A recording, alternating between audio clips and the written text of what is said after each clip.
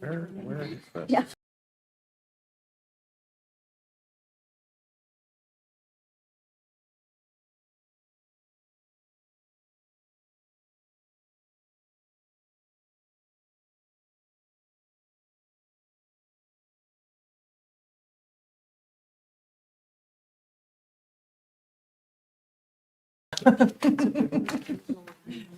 They already have the building now?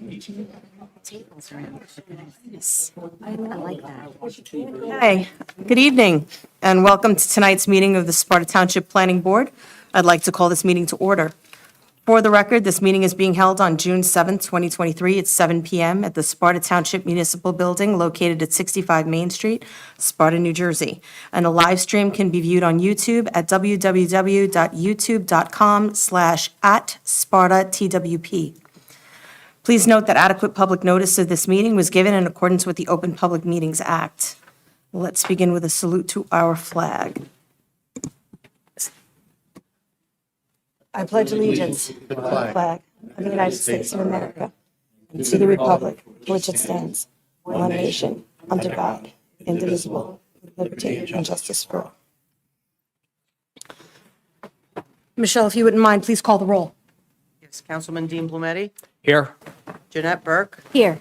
Vice Chairman Ron Day, Here. Christine Dunbar, Here. Bill Enright, Here. Justin Canellis, Here. Angela Cassi, Here. Chairwoman Celeste Luciano, Here. Ernest Reichstad, Here. Peter Sky, Here. Mike Sylvester. Here. Thank you. Okay. Tonight, we begin with the public hearing of Planning Board Application Number 705, 370 Lafayette JV LLC, located at 370 and 376 Lafayette Road, Block Number 11002, Lots 10, 11, and 12, the amended preliminary and final site plans. Mr. Collins, if you wouldn't mind swearing in. Good evening, gentlemen. We'll just swear in the witnesses. Yeah, why don't we have Mr. Dunn, Mr. Dykstra, and Mr. Wolverton also? That'd be great. So gentlemen, please raise your right hands.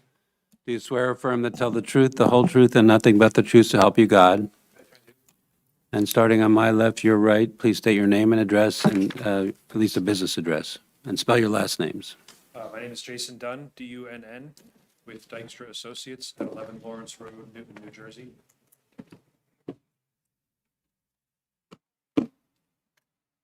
Hi, it's Chris Wolverton, W-O-L-V-E-R-T-O-N, HQW Architect, 14 North Road, Plaza, Sparta, New Jersey.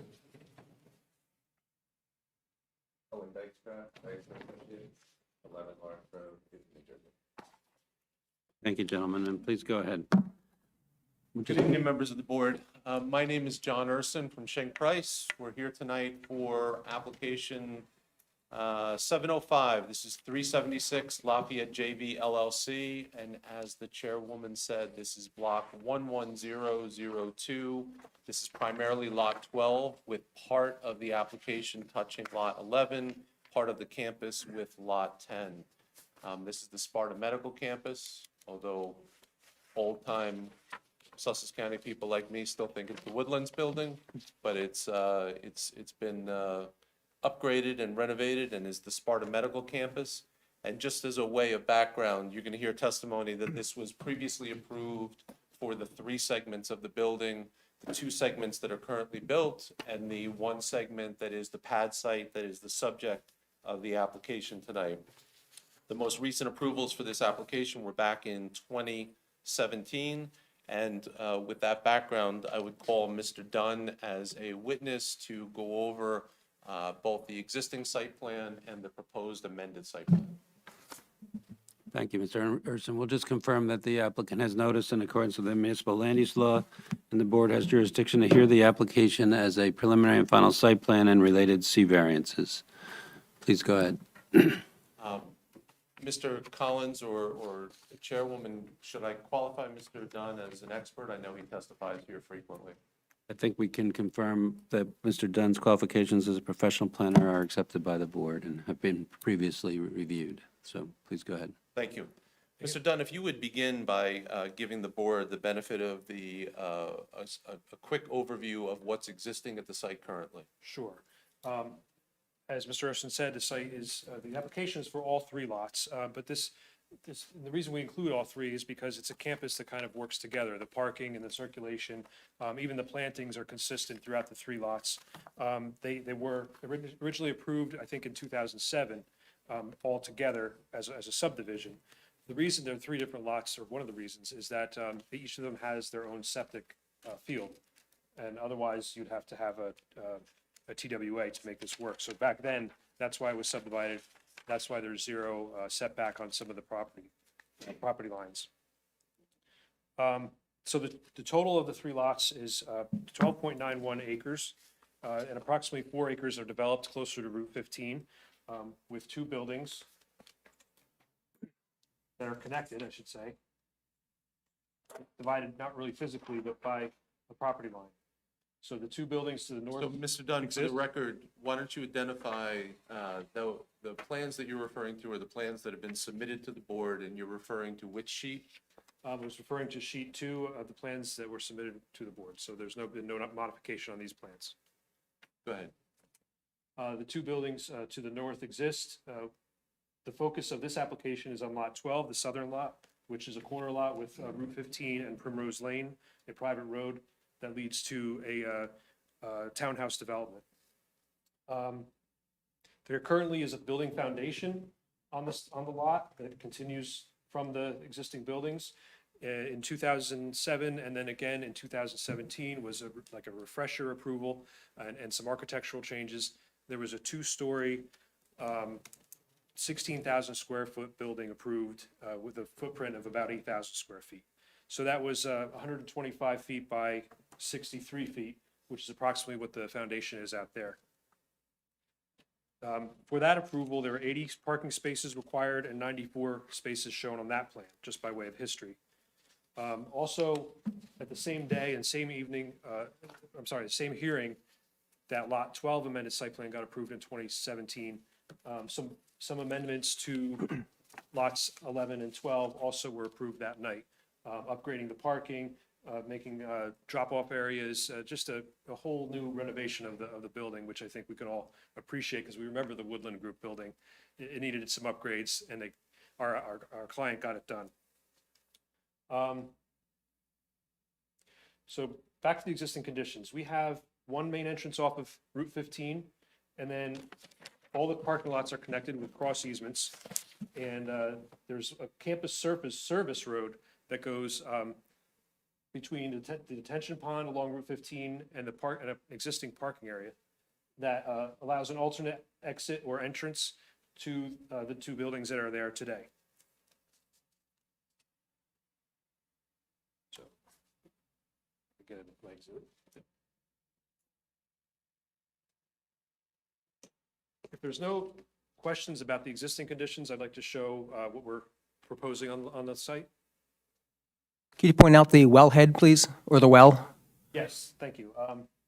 There is an existing well to the south of the foundation that is proposed to be sealed by a licensed well driller because we're on central water. The existing detention basin services the whole, all 3 sites, and all that stormwater drainage has been reviewed and approved.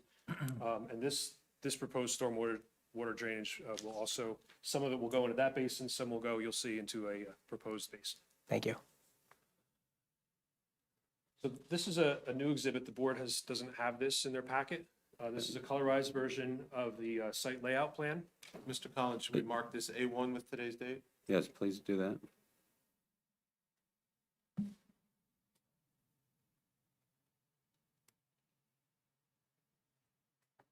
So, Mr. Dunn, referring to A1 that's been marked for the hearing, why don't you give the board the benefit of the overview of what's being proposed? The plan is oriented the same as the plans that you received. Route 15 is at the bottom of the sheet, then the existing detention basin is depicted in tan, the campus service road, and then this is partially existing parking, but then some of it will be removed to accommodate new parking on the site. The building we're proposing is shown in like an orange yellow. It's 14,000 square feet. It's 1 story. It has an entrance to the south the southeast corner. And there will be steps to the entrance, but also a handicapped access ramp. Another way to get to the main entrance is from the side or south side of the building, where there's ADA compatible path to the front door. We'll be hearing a little more from our architect about the building layout and the visual qualities of the front entrance and the windows. So we are proposing 77 parking spaces on this lot alone. And 70 are required for a 14,000 square foot medical building. The use is permitted, so and it's the same as what was approved before as far as the use goes. We are asking the board for relief on impervious coverage. This plan shows impervious at 43.4%, a maximum of 40% is allowed in the zone. We feel this variance is justified because of the location of the campus service road that serves all the 3 lots. If it were not for that, which is about 7,000 square feet, 7,600 square feet, we would be compliant in this case. Additionally, the overall impervious of all 3 lots is about 31%, so that's well under your 40% maximum. So I think that we can justify that. We're also asking for variances from signs. We're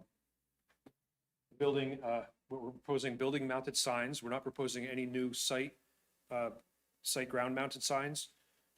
And I can go over that in detail. We are proposing some landscaping, new lighting along the parking areas. I said it would be central water.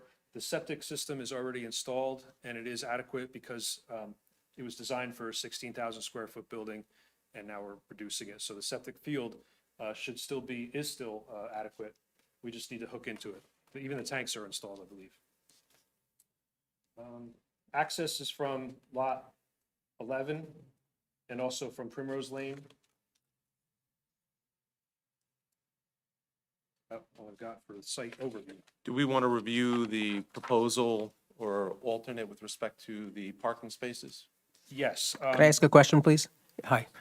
Thanks for, so I just want to get my bearings too. Can you point out to us where the townhouses are behind it and also across the street, just for reference sake? Let me turn to sheet 1. Sheet 1 of the site plan set that was submitted to the board. This orientation is a little different because we have north straight up. Highway 15 runs kind of diagonally across the map, and Primrose Lane kind of like snakes like an S curve here. The lot in question with the proposed building is lot 12. So the highway is on the east side, and then Primrose Lane goes on the south and then almost to the southwest of the lot. And sheet 1 depicts the actual townhouse buildings. Yeah, well, yes, these are individual lots, so that's why they're on the key map like that. And from a proximity standpoint, the closest ones are how far from the development or from the parking lot, I guess?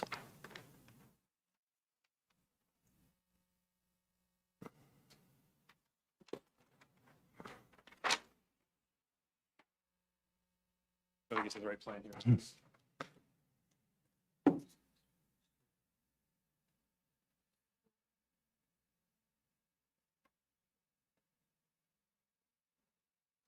Be about over 300 feet. That's the distance from the closest townhouse to the Closest town property. house is the property. So it's about 50 feet to the property line, but then the parking area isn't till way over here. Okay. And also, can you clarify the change in the building footprint from the last plan to this proposal? I think this one is 14,000, is that correct? Yeah, the footprint is 14,000. Yep. The previous one was 8,000. Okay. The building expanded to the rear and a little slightly to the front and then out to the south as well. Okay. So the new building or proposed building footprint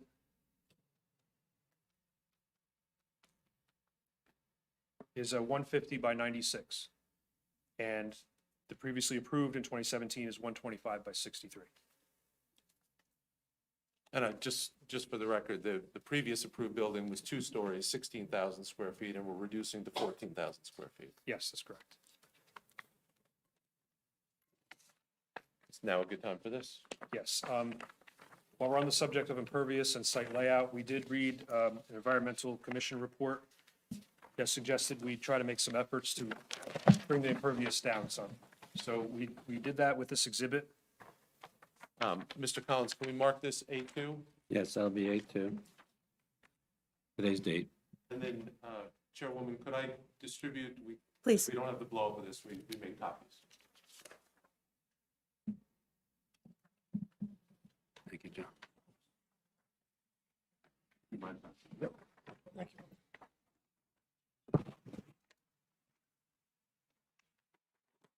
How many parking spots were approved in the original?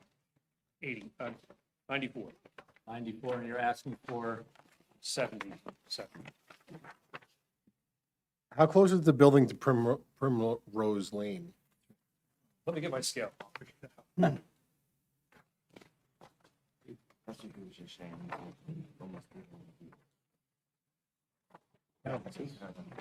Oh, is it two? It looks like it's right on that building. Oh, and maybe it's stapled together. No, No, yeah, I think that's the original. I don't think there are enough. I think it's something else. We may need to share. Yeah. Okay, so we'll have So, yeah, we're gonna have to share.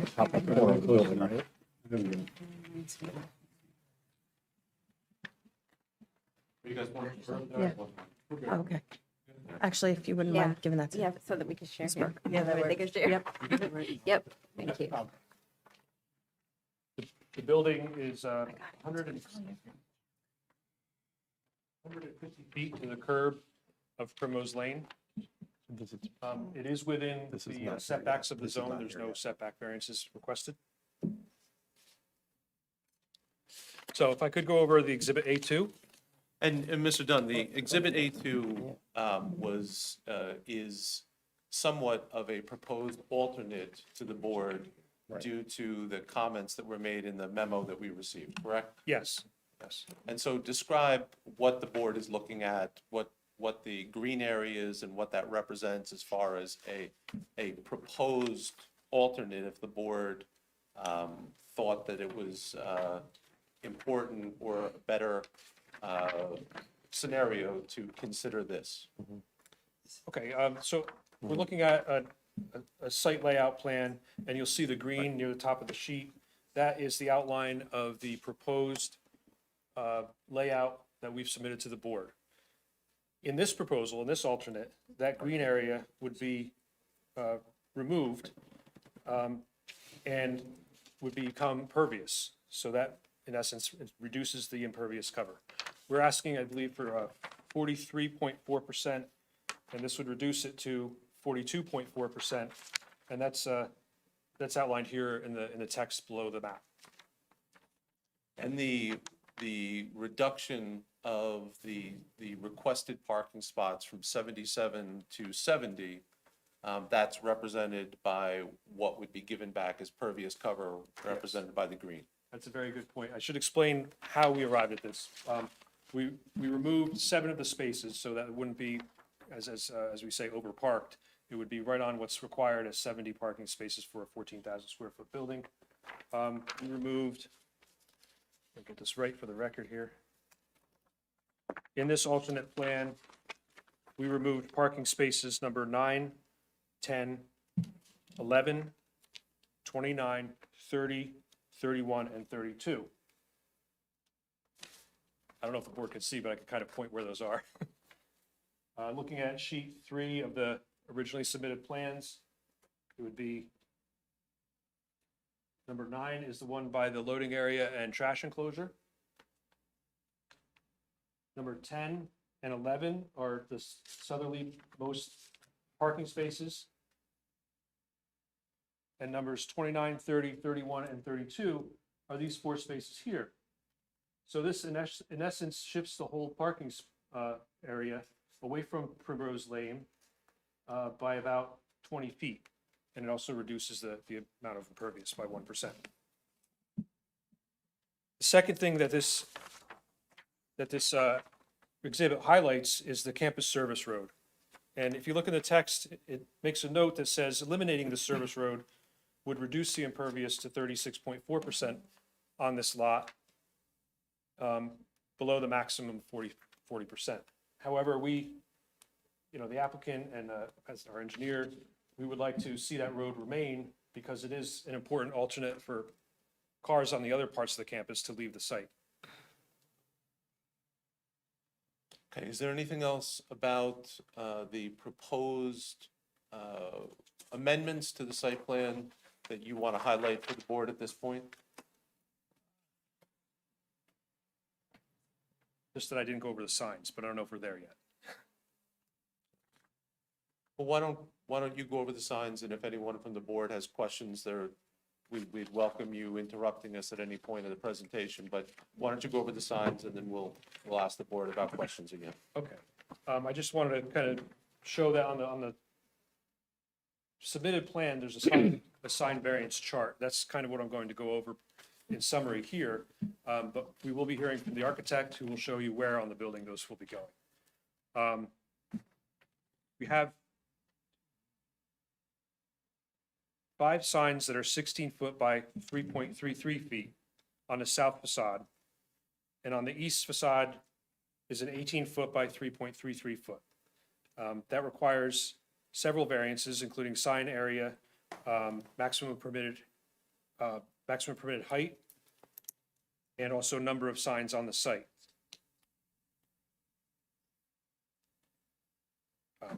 So I don't know if you want me to go through this all in detail, but it's on the Just record. to reconfirm, one's going on the front facade facing 15 and then on the side?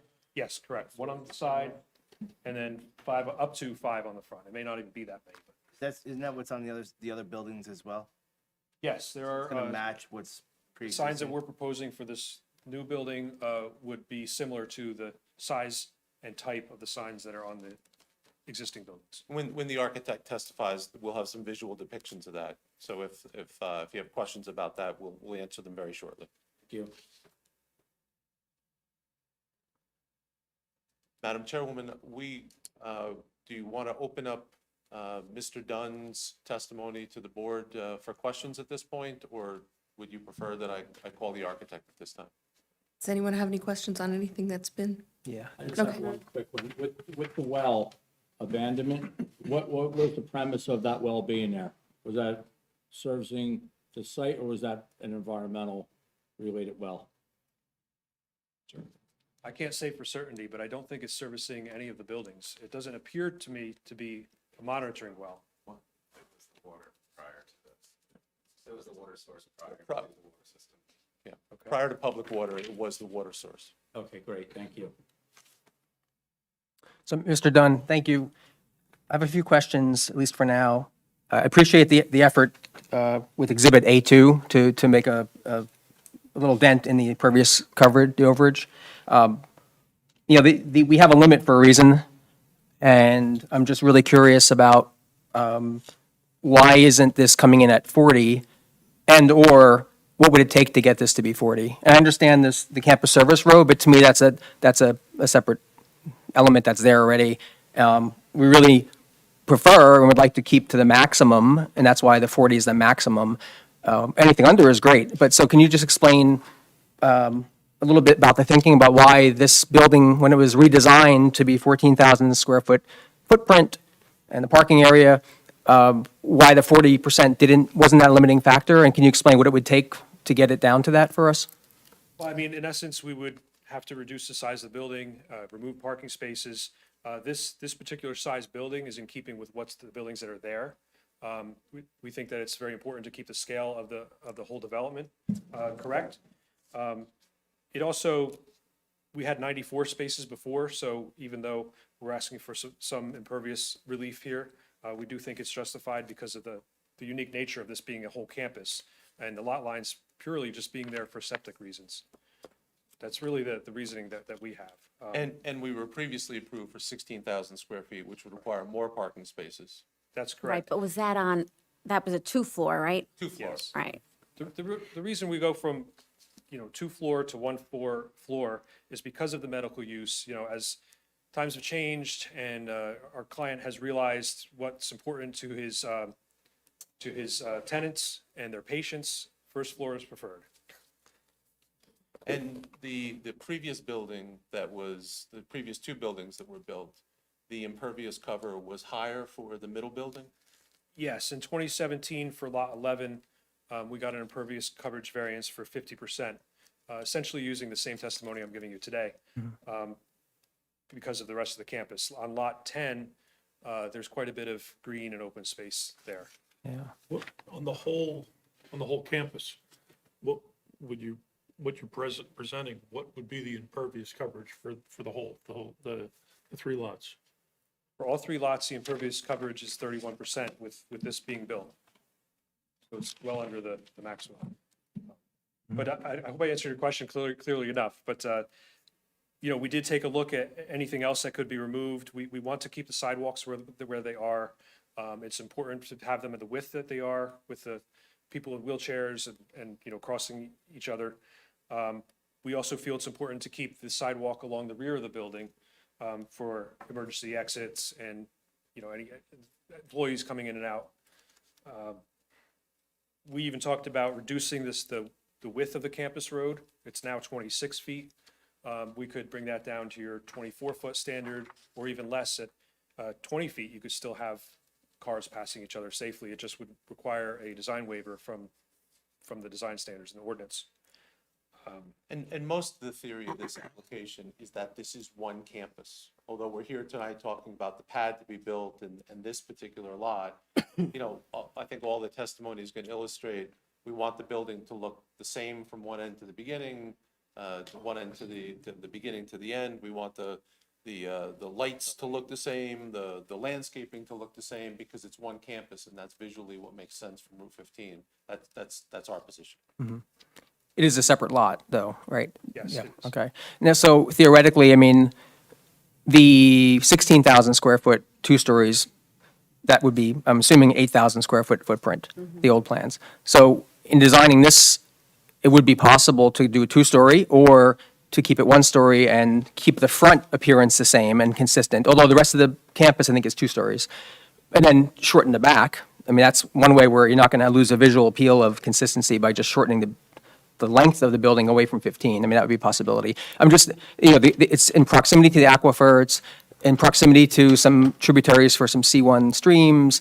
The wellhead protection area it's 100% in the protection area. I'm not sure if that refers only to that well or if it involves other wells that are in the area. So, we're just trying to create a greater awareness and protection of the impervious surface as we learn more. And I granted a few years ago it might have been different, but the more we're seeing the effects of runoff and the dangers of that, that's why I'm questioning it. Understood. The only thing I can add to that is that the stormwater mitigation has been designed to be appropriate for the impervious that we're asking. Is the ownership of all the parcels the same owner? Yes. Is there a surplus of parking in the other locations based on their square footage? I don't know the answer to that.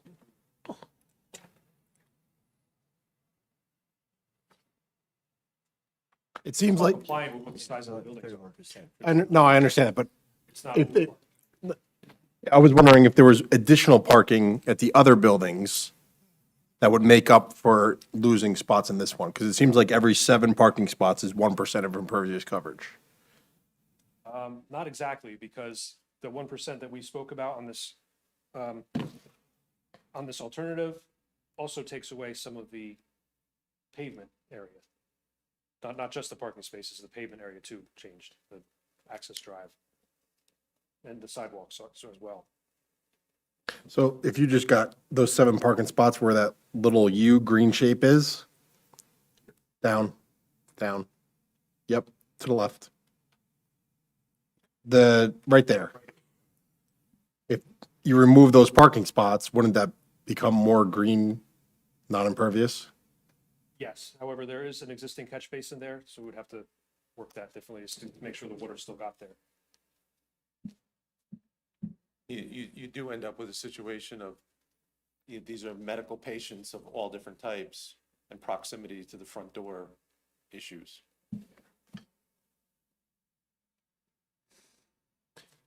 But you're also operating under the idea that it's all just one campus. Right, with 31% impervious overall. Right.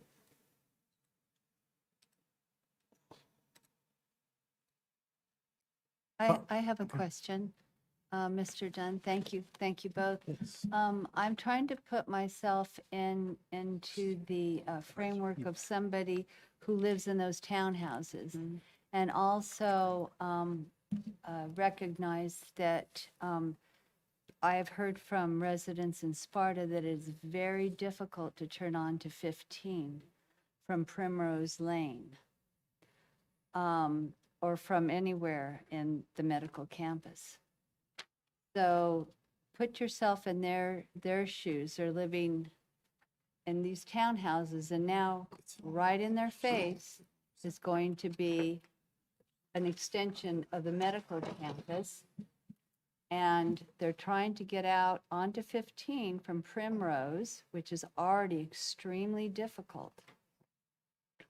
So do you have any suggestions? I don't know if anybody here is from that development area, but do you have any suggestions for them?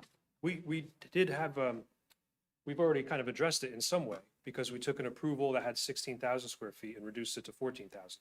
So in essence, the traffic would be reduced by almost 10% with this proposal versus the one that's approved and ready to go. But it still doesn't really help them. They're still going to see more traffic because you're still putting a building right in their side yard, right? And it's not going to help any resident in Sparta really with the traffic that is already really, substantial on 15. So that's my general, comment about that. And I was just looking at this diagram and I was wondering if, I don't know how that could be. Maybe you have an engineer or an architect that could provide suggestions on how it would be safer for those folks to get on to 15, for one, because that is an overriding problem for our community, I believe. As a follow-up to that, I mean, is there any thought given to asking the state to consider a traffic light at that situation, especially when you have a whole lot of people going to a medical facility? It probably would be helpful to get in and out at a light. Yeah, that was not considered. The Primrose neighbors would love that. Just from speaking with them, yeah, that's they would love a light there because it is a very difficult left turn out of that development. I'm assuming that they've all been made aware of these plans. Sure, the zoning notice went to the required circle, yes. Okay. Nobody's here from them. So along the lines of the folks that live on Primrose, when I looked at the designs in the parking spaces, spaces 1 to 3 and 10 to 20, are all within that 50-foot, they would all need a variance because they don't meet the 50-foot, is that correct? Yes, they would need a design, And was that variance exception. approved as part of any prior approval? yes. It was approved. Okay. The parking is essentially located in the same place as the prior approval. It's just been reconfigured. So I was looking at those in particular because when I picture myself driving out of the complex, there's an area towards the top where there's really no buffering, and you can't have the buffering because of there's just not enough room. Which area are you speaking of? So come down a little, right in there, right on the bend there. The buffering thing starts a little bit lower. So what I'm trying to do is there a way to provide buffering so when they drive out, they're not looking at that building? Yeah, the complete buffering, Well, we were providing evergreen screening right? here. Uh-huh. And that the road comes like this, so they won't see the back of the building as they approach. And Right. then they turn So right. it's right in there is where, they're down to where the buffering starts.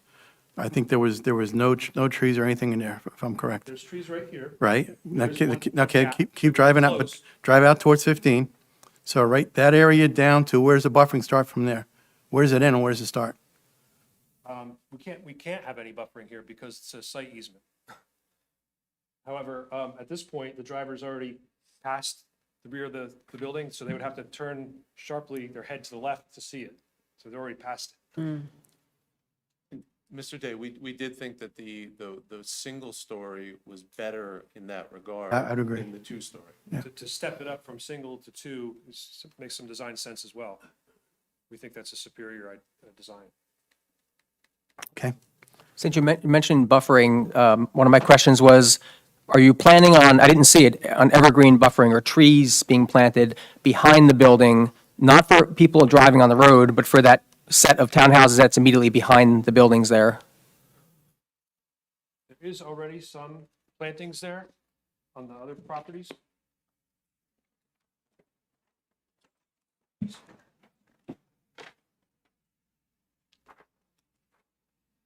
So the closest set of townhouses is behind lot 11.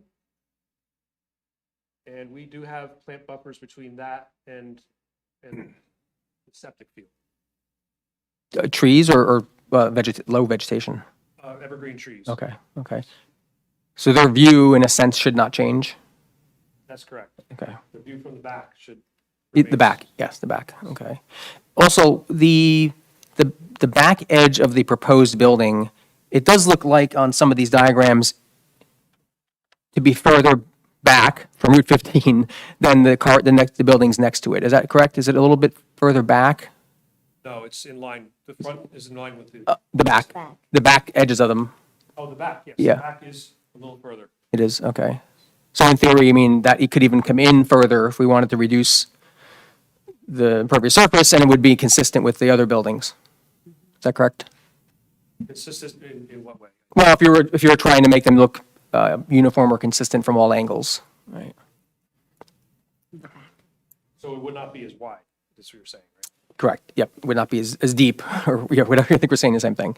Yeah, yeah. What's the difference right now in the extra back portion?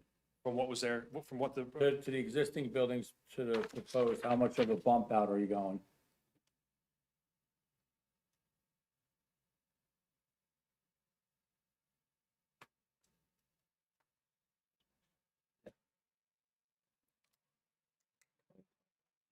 feet.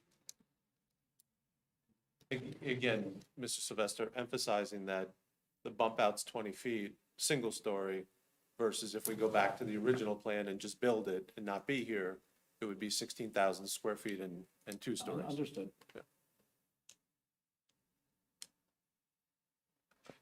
Any further questions from Mr. Dunn, or perhaps I could call the architect as a witness? I have a few questions on the signs. Mr. Dunn, would that be you or? I would suggest maybe we could have the architect go through the Okay. buildings and. You could see them visually, and then they'll both be available to ask questions as fine. you like.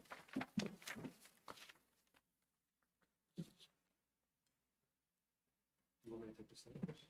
Keep them using there, take that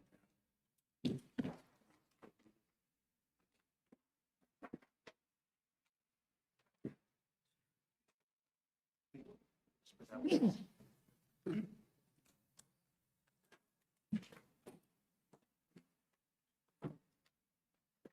Actually, I'm gonna put this thing. You going this way? There you go. Mr. Urson and Mr. Wolverton, I don't think Mr. Wolverton has been qualified before the planning board in the recent past, so he probably should describe his qualifications. Of course.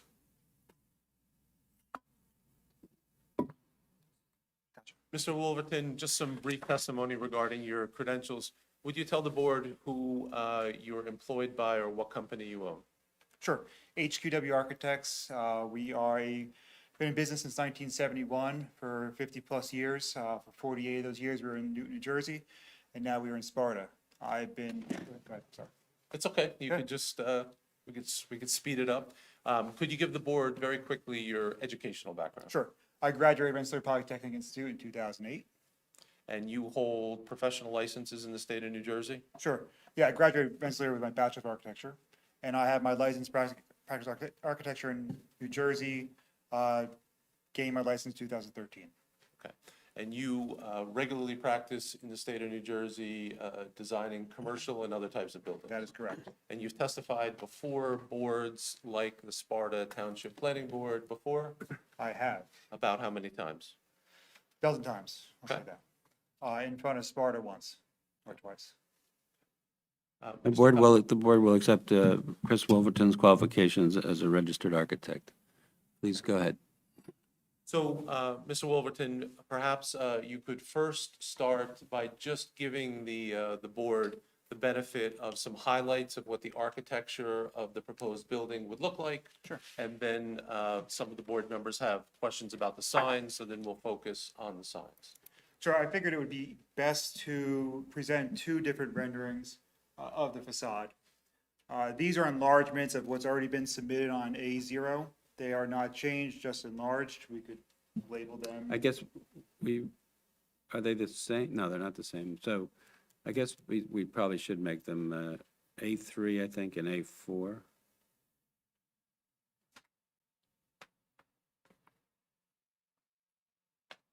And we will need those to be provided to the board secretary. Yes. Okay. So, Mr. Wolverton, just so we get the record straight, you have labeled A3 a rendering labeled Sparta Medical Center Addition that shows the proposed addition in essentially its full width.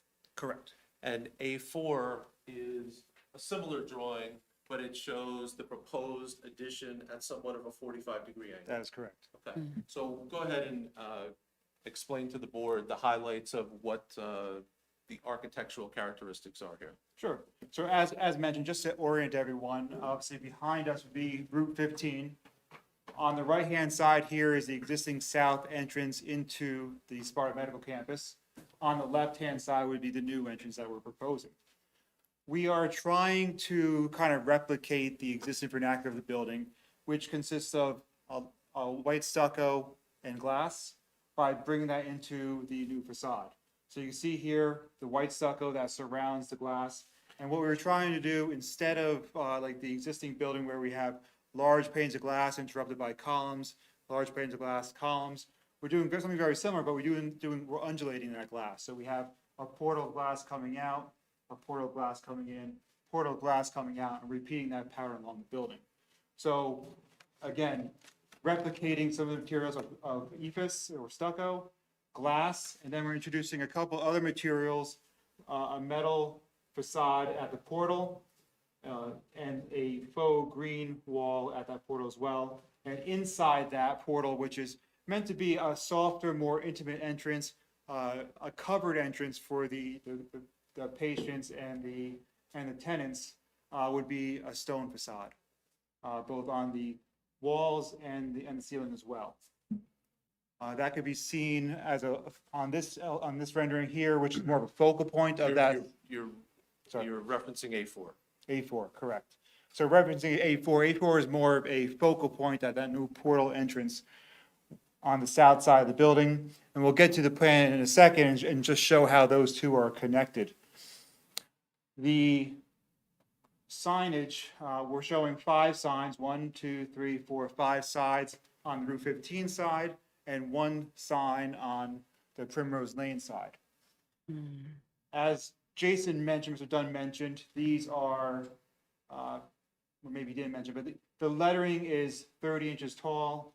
The logos would be 40 inches tall. These aren't the actual signs. They're representative of the type of tenants that we are looking to bring into the facility. But the lettering would be an edge-lit LED sign, while the logos would be a internally lit LED sign. And are these lights that are being proposed, are they consistent with the lights that currently exist on the rest of the Sparta Medical That campus? is correct. We tried to replicate what was there.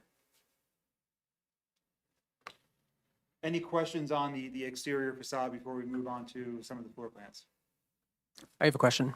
So you said the signs are consistent or similar. I've heard those words. Are any of the signs, I'm assuming you mean design, look and feel, font, size-wise, are any of the signs at all larger than any existing sign? Okay, they're the same size and the same look as the signs on the rest of the building. Okay. So Oh, yeah, no, good for now. So a question I have is on the front of the building signs. So they're proposed, I think it was, what do we say here? The height was a little over 3 feet, right? But if we, 3.33 feet. right, so if we brought them to 3 feet, they would then conform with the ordinance, I believe. Is that something you would consider? I think we want to stay kind of consistent with the signs that are there already. I think they match proportionally with the building, but I would have to talk to the client about considering any different sizes. Another question I had on the signs is when I look at the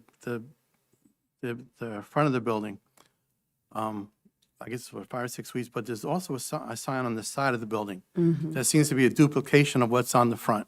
Yes. So I think from a max area, you've exceeded, this design exceeds the ordinance pretty significantly. And to remove that sign, I'm not sure what value the side of the building has. Is it possibly even, is it maybe not seen because of the trees and buffering? Would you consider removing the side light to bring it closer in line with the ordinance? So we'll have that discussion while Mr. Wolverton is testifying. Okay.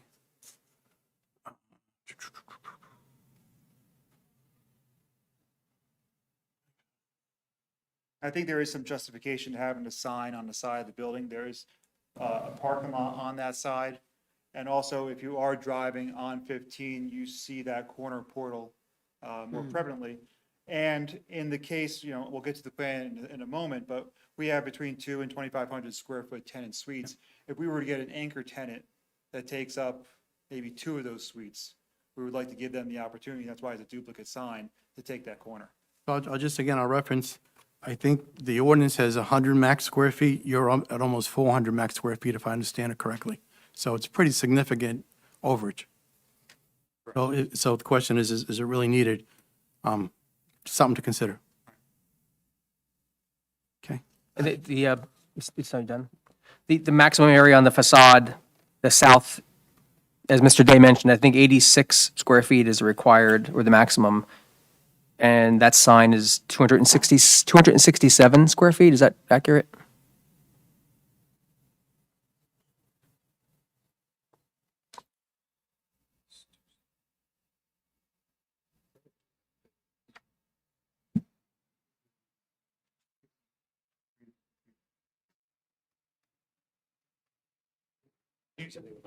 So you mean total? On the south facade. Right. Yeah. I think that's what was in the application. I'm just confirming it hasn't changed. That's all. Okay, so again, that's 86 to 267. That's a pretty dramatic overage.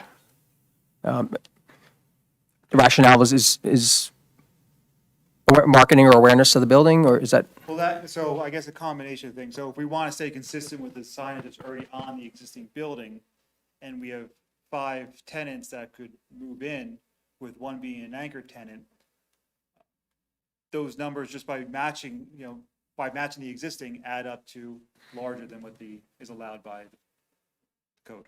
Significantly, yeah. And that's also the road that goes into the residential neighborhood that we keep referencing to. Exactly. Yeah. That's my issue with that sign, Yeah. is that you've now got LED light on Primrose.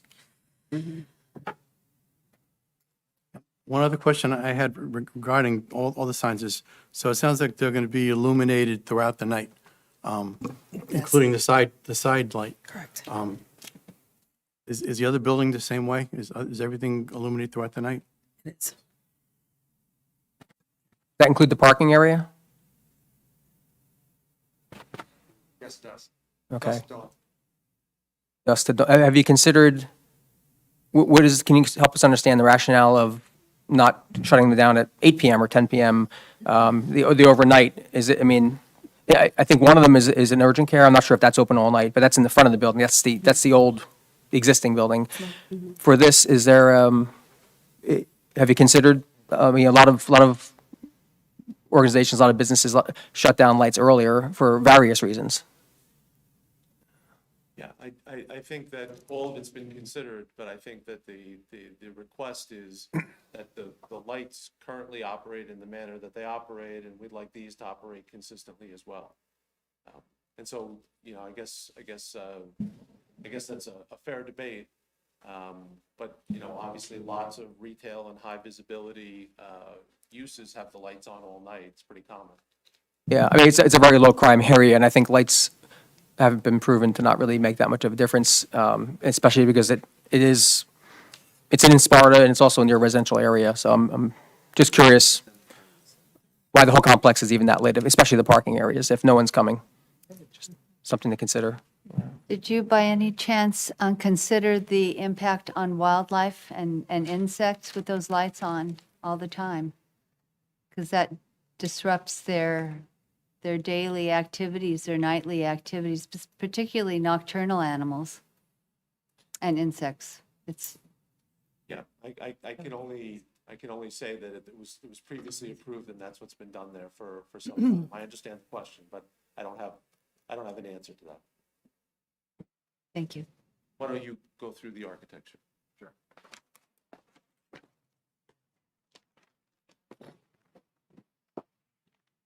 What I have on this sheet is A1 that was submitted as part of the board packet. It shows the footprint of the building. Plan south would be Route 15. On the left-hand side would be Primrose Lane. On the right-hand side is the existing building with the existing south lobby. And as I said before, we have access from the south lobby into the main common corridor, or we have access through this entry portal, this covered entry portal into the building. Building access would be via automatic sliding doors. You'd enter into a large common area, a large common corridor. We wanted to make it a bit oversized and a common 6-foot corridor, inviting in some of the outside light. We thought that was very important. And that's one of the reasons why we started introducing some greenery, some biophilic design into the medical complex by the use of green walls, woods, and then softening the palette with some carpets as well. We have 5 tenant suites specified currently. Each suite would be accessible from that lobby, as well as exits. Chris, hold on one second. Could you just take down these exhibits? You don't need them there anymore. They're blocking the view. And try to turn your exhibit a little bit more right to both the board and the public. So that maybe if, John, if you stand a little closer this way or over that way, people can see what Chris is pointing to. So just to repeat that, we have a common corridor along the front, along the parking lot, Route 15 side. And then we have 5 tenant suites that range between 2,000 and 2,500 square feet, accessible to that lobby as well as accessible to that rear sidewalk for employee access. I also showed the entire building so you get a visual of the entire footprint. You know, this question before is how far back further is the new addition from the existing building, and Mr. Dunn answered correctly, about 20 feet.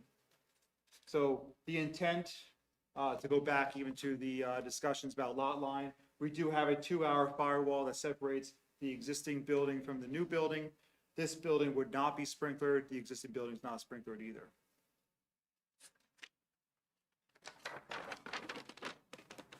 Sheet A2 that was submitted as part of the board packet has not changed.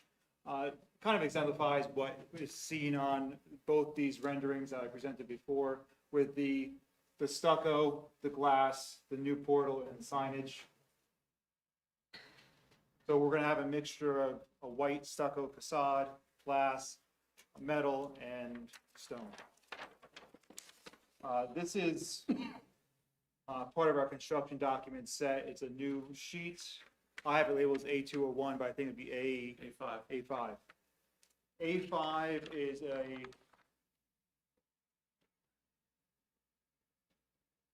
is a roof plan. So actually something I didn't talk about on the elevation sheet, we can go back to that real quick, is the height of the building. So it's a 1-story building, but it is 19 feet tall. And the reason why we made that 19-foot tall, the top of the roof is actually at 14 feet. That gives us 4 to 5 feet to hide the mechanical units because the medical use is heavy on mechanical units. So hopping to that roof plan, we can see that 4 to 5 foot parapet that runs around the building. We're showing 2 rooftop units per tenant suite, as well as the rooftop unit that handles the common corridor. All those are located off the roof 10 plus feet, most of them 12 to 18 feet away, which, going to the next exhibit will be A6. This will be my final new exhibit. What I did, based on Mr. Simmons' letter, was I wanted to just make sure our sight lines from the building that we do not see any of those rooftop units. So what you see on this sheet is a side elevation from Primrose and a front elevation from Route 15. And what I'm showing here is from the back of the building, you need to be 300 feet plus away to even see a peak of that rooftop unit. And you'd have to be on the other side of Route 15 to even see a peak of the rooftop unit. So they're well hidden by all the parapets. And then looking at the side elevation, you'd be, if you're standing on Primrose and you're hopping 20 feet in the air, you still won't see these units. So we just want to make sure that you're not seeing the units with 15, you're not seeing the units as you're driving, and it's also a help as a sound barrier as well. What about the existing building?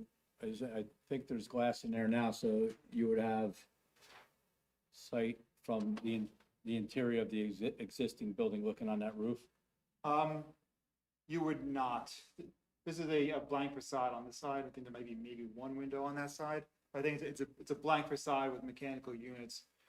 If anybody remembers the old Woodland building, there was almost like a stair elevator tower built in that was demolished. That was going to be a connecting link to that 16,000 square foot building.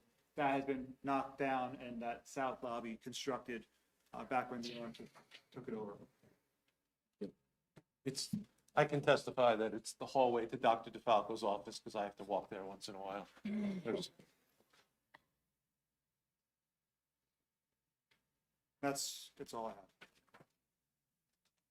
Any questions for Mr. Wolverton? Just, Mr. Wolverton, could you clarify to me that the residents of Primrose will not see the top of the building with the units on top of there? I think Jason mentioned there are 200 plus feet away.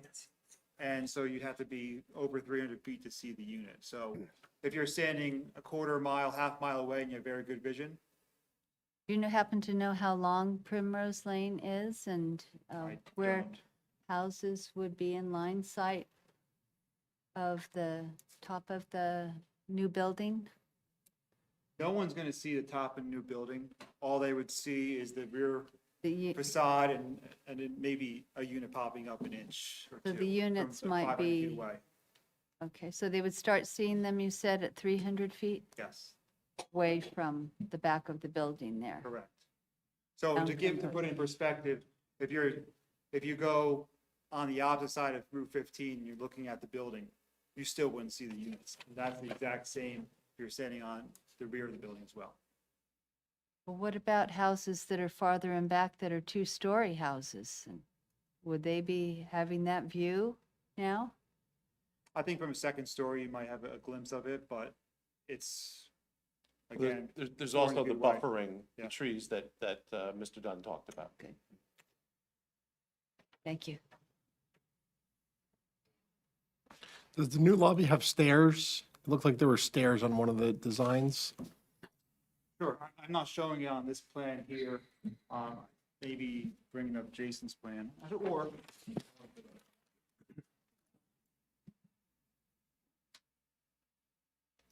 there are actually two sets of stairs. So if this is our proposed one-story addition, we have a ramp coming up right here to our portal, and then we have stairs facing Route 15.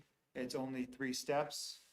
And then we have a entrance off of the side parking lot, which is also an ADA ramp for accessibility. And then that bookends with 2 steps going down as well. So there's 2 ramps and 2 steps. And the ramps align with where the handicap spots are. Correct. Okay. And that's purely because we wanted to connect the existing building with the same finished floor, and the site just slopes off slightly. Will there be any mechanical units at ground level? Everything's on the roof? Okay. The trees in the buffering area, are they existing or are they going to be planted, or what's the situation there? They're proposed to be planted. There's not trees there. Okay, so what's the intended height of those trees as they're going to be planted?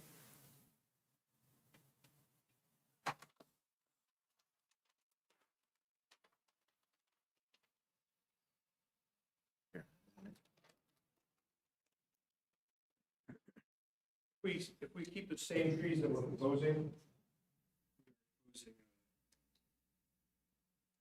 spruce trees. Norway spruce installed height is 8 to 10 feet, and they typically grow about a foot a year to about 50 feet. Okay, so here's my concern. My concern is you're creating a situation with the additional ambient light all night long in an area where there's a residential neighborhood that is not going to see any benefit of that buffer line if they have a second story to their home for several years. I think it's probably more of a comment than a question in terms of, again, we're talking about buffering that's not going to be available to the people in that neighborhood, which is our current concern. Ambient light that's now created, from their second floor into their possible bedrooms. When you're not considering the potentials of reducing lighting or other things. And I've heard a lot about, yes, this is what was already pre-approved. That was then, this is now. So the answers that we're looking for, the answers that make sense now, right? So again, our concern are the people who live in those areas and the people who are the ones that this is our town. So I think when the board considers, all of these factors, these are the things that we're taking into consideration because we're trying to be, mindful of the residents and hopefully putting together something that's beneficial to you guys, but workable for the people who live there. And I repeat myself a little bit, but that was a factor in going one story instead of two. Nope, Because the number of and I appreciate that, just- but, If it was built as is, I think they're worse for the neighbors. which is possible, but here's the other thing too, is that now you've got ambient light there and the buffer that they would have had, their second stories are seeing the top of that roof for however long it takes for those trees to grow. So, so there are disadvantages to a one-story versus a two. I understand 16 versus 14 and so on and so forth, but I think these are the things that we're all kind of considering and thinking about, in terms of the residents there and being mindful of what, and respectful of the fact that they purchased there long before you guys existed. We did speak to, Mhm. agreed to dim some of the lighting, Primrose side of that park. Okay, So that's something we could. okay. Sorry, do we know what the lighting situation is right now? Because the urgent care isn't 24 hours. So does it turn off at night? Lights are on all the. All night? Yeah, they are. Which, that's, That's the one that's concerning me as well, Right. the lighting, the light pollution. Are there any signs on the other side of the building? On the other side, not the front, but the opposite side of the building? Not the rear, but the right side of the building if you're facing from the road. well, that's connected to the existing. Right, but even on the far side of that Oh, building, okay. are there any Far side. signs on the yeah, on the other side of the building? Okay, not the front. There is.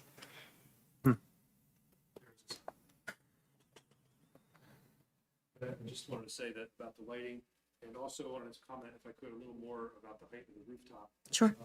The appearance homes, extended enough away, the second story is presumably, floor would be 10 to 12 feet above ground level.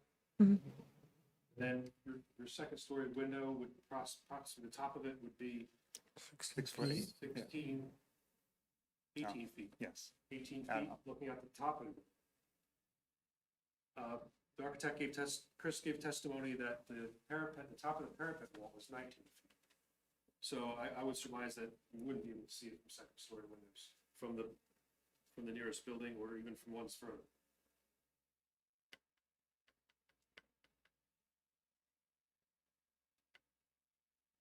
Does anyone else have any questions? Yeah, I do.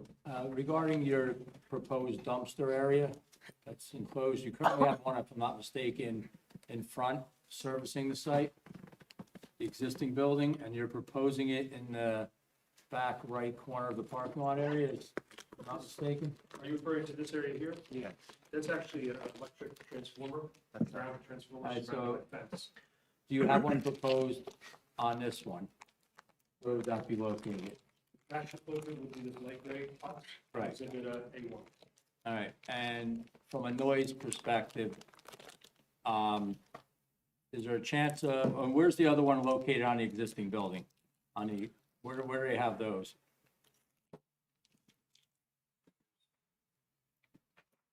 There's one on the north side of the building. One's on the north side. So that's okay. One dumpster area on the north side, All the way up in the other parking lot. all the way at the other side. Maybe we can try to move them. Which is all woods, no residential. Yeah, I mean, I'm concerned just from a noise perspective, your pickup, your service to those dumpsters. I don't know what the current schedule is right now. On the other ones, it's probably not as much of an issue because it's on the far side of the existing Sir, is building. The garbage truck lifting and setting it down. Yes. The multi-second noise that it makes. Well, one, it's enclosed, the enclosure, and making sure it's enclosed. One, and two is the noise to pick up, the timeframes when you're picking it up. I don't know if it's at that schedule. There, but it's not in the nighttime hours, I know that much. It's usually the morning hours that most people are concerned about, so. But as far as your question about enclosed, it is fully enclosed with gates. So it's bear resistant and. And what's the height of the fence around that? That, I think we're proposing 6 feet. And then go down here. And it's within the, you got the buffer on the back side of that regardless? Yeah.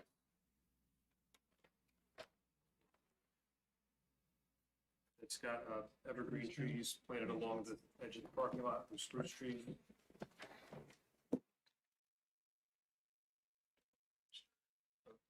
Plan of the dumpster area is shown here with bollards and fully enclosed. 6 feet in height. It would be like a panelized system. Don't picture something like chain link with vinyl slats. It's not like that. It's more of a high-end screening, earth tone colors. So it's, And that's access through that wall, that one parking lot space, right? yes.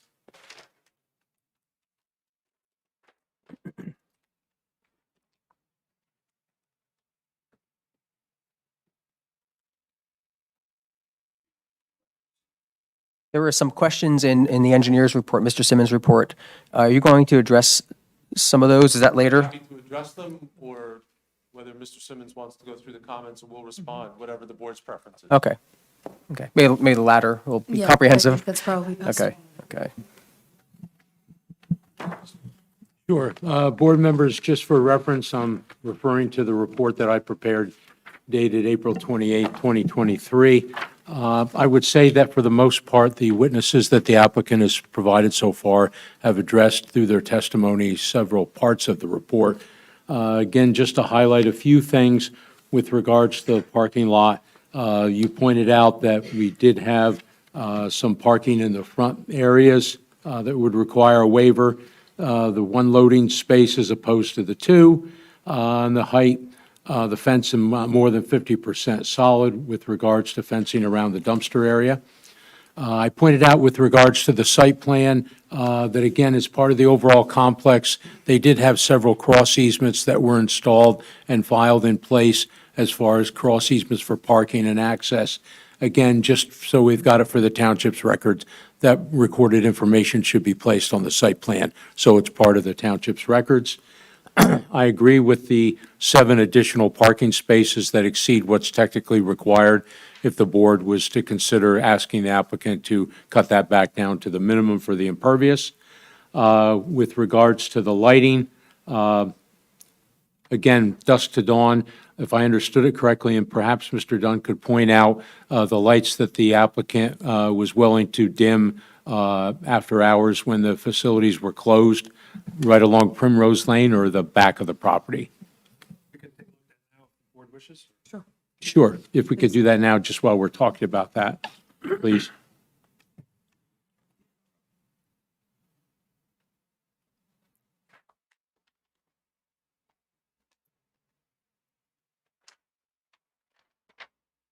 Well, why don't you go put the exhibit over by the architect's exhibit and try to leave room, gentlemen, for the public to see what he's pointing. The lights that were considered discussing not having on all night, I guess, I think is probably what we're talking about. Currently, the existing parking lot is lit all night, and the proposed new building would block those lights from Primrose Pros, just so you have perspective. This new parking lot area here, that area, we would be willing to turn the lights off at night. So you'd actually improve the lighting situation from Primrose by having the new building block the existing lights that are on all night. Other ones on the physical back of the building? Yeah, we'll have them sensor based. If someone walks out the door, they can turn on. So I think that would help some with the illumination in the area. And also eliminating the 7 spaces would pull that parking lot another 18 feet away from Primrose, which I think is beneficial. And I wasn't paying attention to the earlier testimony. What about the security lighting in the back of the building? There would only be, if you walk out, it'd be motion sensor, so it's for someone walking out. And just talking a moment about the landscaping, they are providing some landscaping, and the existing site is landscaped. The comments I had pertain primarily to moving and/or eliminating some of the trees that are proposed with the idea of not blocking sight distance. For example, if vehicles were going out the campus surface road and you had to make a left and you were looking to the right up Primrose Lane, they had a couple of trees that might be in the sight line of a vehicle exiting that area. And I believe they responded that they would be willing to relocate or eliminate them as necessary. With regards to the utilities, again, I agree that the well should be sealed by a licensed well driller. The area is now served with public water from the township, so that well becomes a moot point.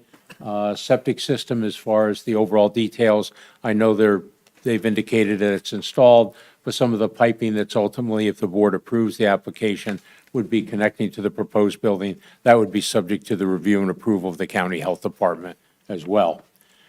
Storm drainage, there were some changes made since the last review we did years ago.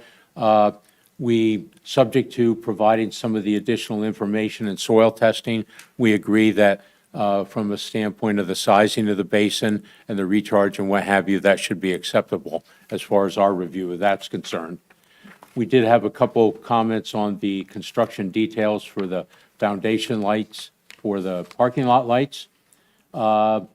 With regards to the screening, I think the applicant has presented a lot of information on making the mechanicals disappear, if you will, as much as possible, especially from the folks around Primrose Lane and that area. With regards to the signage, I leave that to the board. I pointed out the sizes and what have you.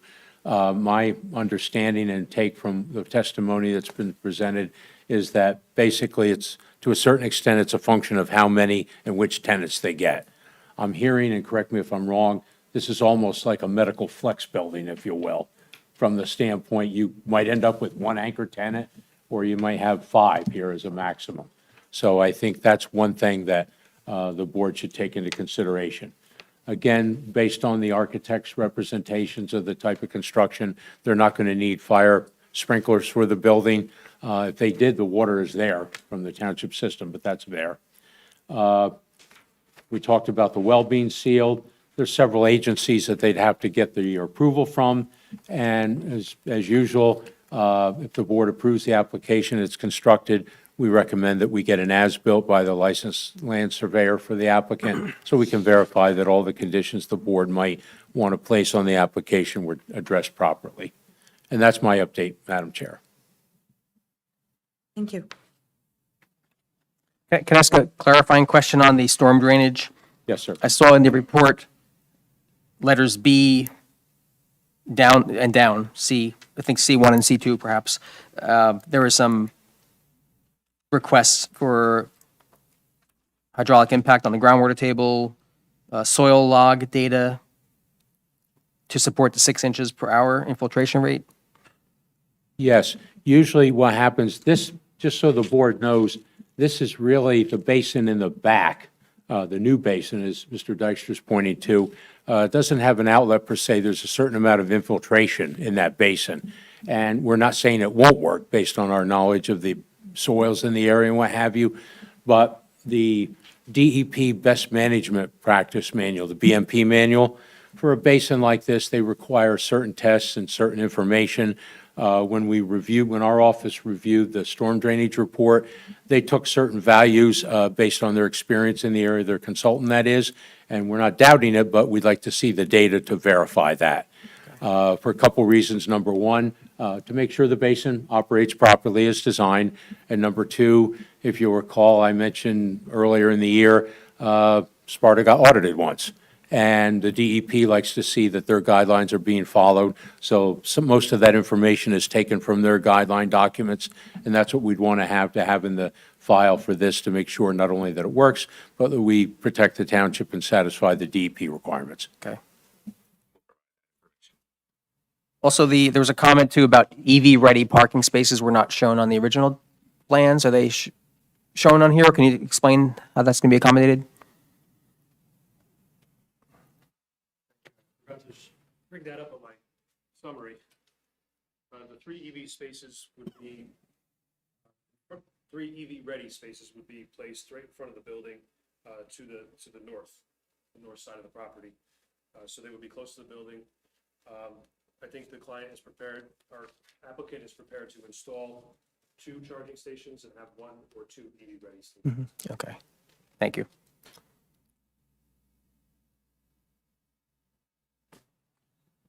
Could I ask if you could you show us the drawing with the 3 lots again?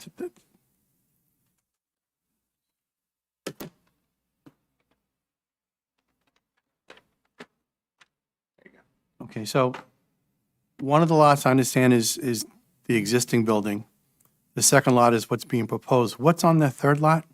There's 2 existing buildings. Okay, so that third lot really couldn't be developed any further. Well, theoretically, it could be developed farther, but it's not proposed to be at this time.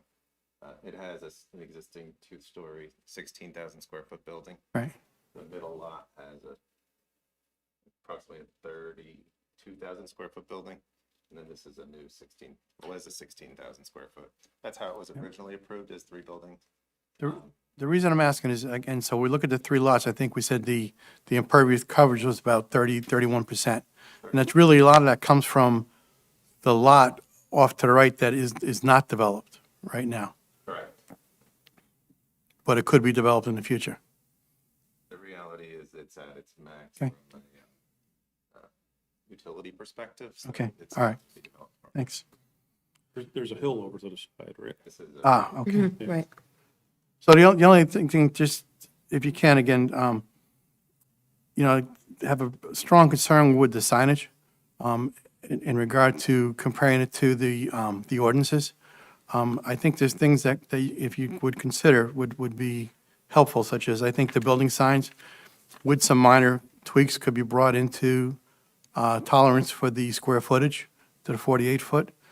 And again, you guys, I guess you're all going to talk about whether or not you're willing to eliminate the side building sign from a perspective of the total signage, which is over by a factor of I think 3 times.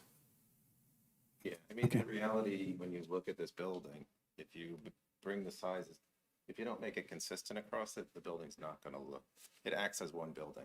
Right. I get that, but again, the side sign, I'm not sure you need that for consistency.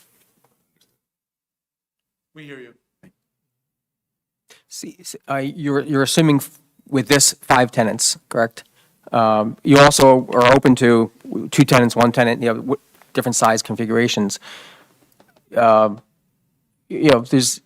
one consideration is to reduce the number of signs for now, and then once you have real tenants and a plan, come back with a site plan waiver. Just do something quick and easy with a subcommittee to get the signs approved based on the actual tenants that are going in. You just said quick and easy and planning board application in the same sentence. It's not a full application, it's site plan waiver. So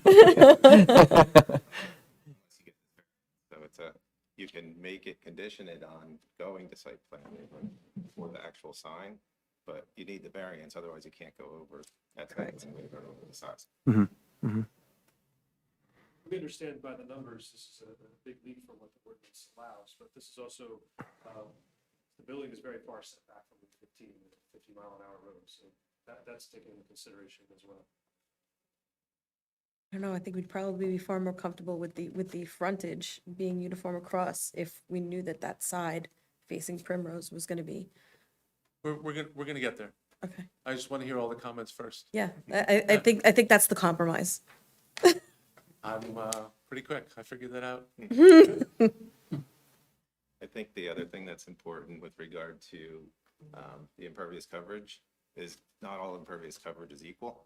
And we've effectively, by changing from the 2-story to the 1-story, we've taken 6,000 square feet of impervious that was parking lot, and now it's roof.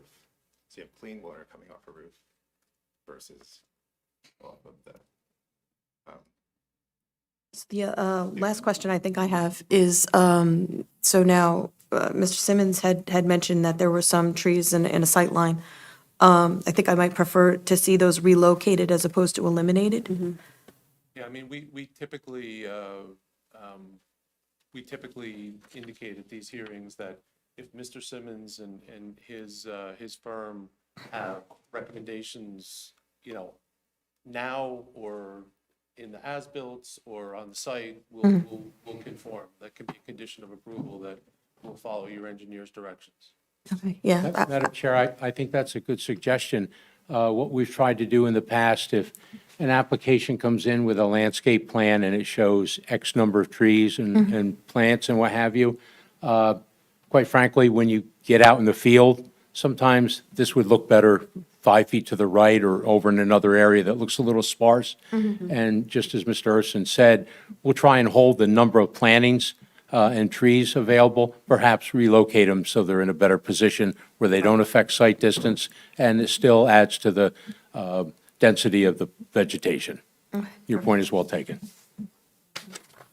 Since we're on the topic of vegetation, one of you said that, I think it was you, Mr. Dunn, said that the plantings were going to be consistent with what was already there. So my concern would be that what is already there is not invasive, and that is a native type of a planting. So that would be important, because we're really considering this in the future with a resolution. One of the reports from the environmental, one of the comments was about using native species. And my response would be, I would certainly be willing to try to make some of those replacements. Sometimes in the commercial market, it's hard to find those, and also there's reasons, there may be reasons why we're not able to use the specific species that was requested, like red cedar, for instance, is a pioneer tree. It's, it lasts for a few years, but then they die out. It's certainly going to work with the board and engineer to make the landscape plan still consistent with what's there, sizes and flowering, and also let's replace some, make more considered native species. Right, but as long as it's not an invasive and Yeah, it that's right. escapes, that would be the main thing, consideration. Come out to here. We're going to take on this burning bush is going to. Aw. we've talked a lot about signs. I know there are 5 variances that pertain to signs. Can you just quickly, top level, just review what those are again? I know one is maximum, well, maybe just if you want to just review which signs we're talking about for everyone.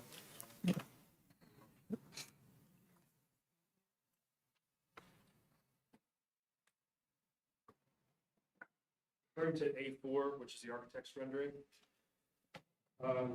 There are 5 signs on what I'm calling the south facade, which is facing Route 15. Each of them are equal in size. Each of them are 53.3 square feet. And the maximum height permitted is 2 feet. We're requesting 3.3 feet height of those signs for visibility from the highway. So that's really the areas and the heights. So that's 2 sets of variances, I guess, we're asking. Now, beyond that, there's also areas based on the facade, which is calculated on the front sheet, on your cover sheet of the maps. The total facade area is 1,900 square feet, and 3% of that would be 57 square feet. I'm talking about the Primrose Lane side. The proposed sign area for that is 60 square feet. So we're 3 square feet beyond what's allowed. And I think we would be willing to reduce that to, if the board would allow it, have that sign remain. And we would reduce it to 57 square feet. Close enough. For the south facade, which is the one facing Route 15, total facade area was calculated at 2,869 square feet. 3% of that would be 86 square feet. Proposed is 267 square feet. And another factor is maximum permitted total sign area per lot is 100 square feet. We're obviously beyond that. We're at almost 400 square feet, where 100 square feet is allowed total signs per lot. And that includes site signs and building signs. So I think for the size of this campus, it's appropriate. That's essentially the variance to us. So if you were to have one anchor tenant that takes over the whole building, and you were looking for just those 2 corner signs and not including the rest of the signage because it wouldn't be necessary, right? Sorry, just working it out in my head, but we would need to understand what the tenancy was going to be at that point, in order to understand the logic of just size and volume of lighted signs. I mean, understand that we're Sparta, we're not used to lighted signs.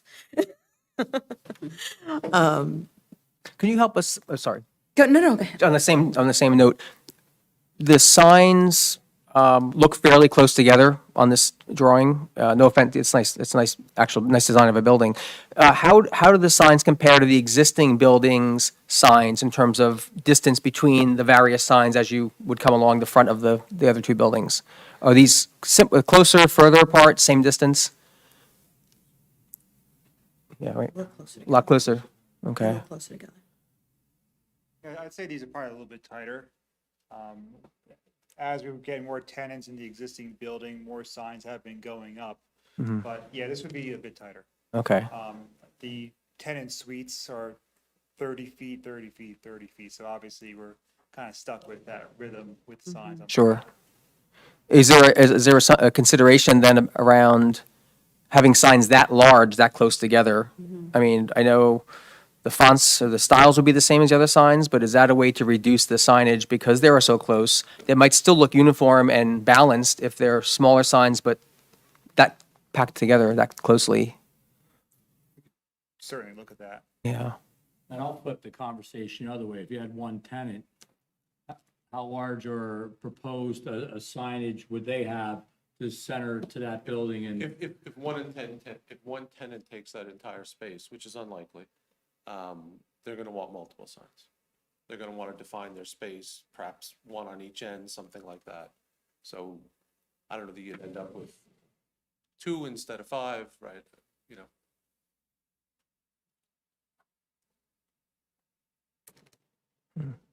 The sign over the entryway on the north side of the facility, not this existing building. The surgical center. Yep. It's much smaller than these other signs that you have now. Is that by design? Or I think the surgical center has a very large sign, not very large, a relatively same size sign on the front of the building. And if I recall, on the side, it's been a very long time since it's been on that side, it's kind of built into the portico that's there, correct? So by design, that smaller kind of fit onto that portico that goes into the building. That wasn't a consideration for this side of the building? We were going for a little bit more modern design. That side has a hip roof or gable roof and a gable coming out with that sign.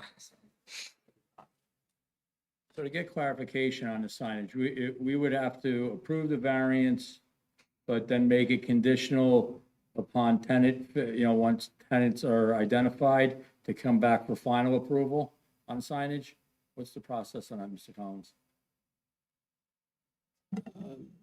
There is no built-in process. If you grant a variance, you can create conditions that would allow it to be regulated. All that they were saying, and they're correct, is the site plan subcommittee can't approve variances. So you don't have to grant the variances at all. If you did grant the variances, you could say they're subject to them coming back to you for the details of the signs, the whole full board, or you could authorize up to those variances being reviewed by the site plan subcommittee. So those are like, there's no limit, there's no guaranteed way to do this. So, I'm sorry, Mr. Collins. Were you done? I'm done. Thank you. I was going to save comments to the end a little bit, but let me just say this, right? So I didn't dig deep tonight relying on the fact that this was a pre-existing building. I know you know that, and I know that you weren't going to place too much weight on the fact that this was an existing site. But the things that I will tell you is that this site is unique in a number of respects. First of all, it's Route 15 highway commercial. It's set back quite far from the road. It faces across the street farmland, okay? And one of the things that sometimes applicants have to ask the board, because it's within your scope and powers, is to have some amount of trust, right? So you have rules. Mr. Blumetti started the conversation tonight, towing the line, and I understand that. But this building, this owner, this building has been completely transformed.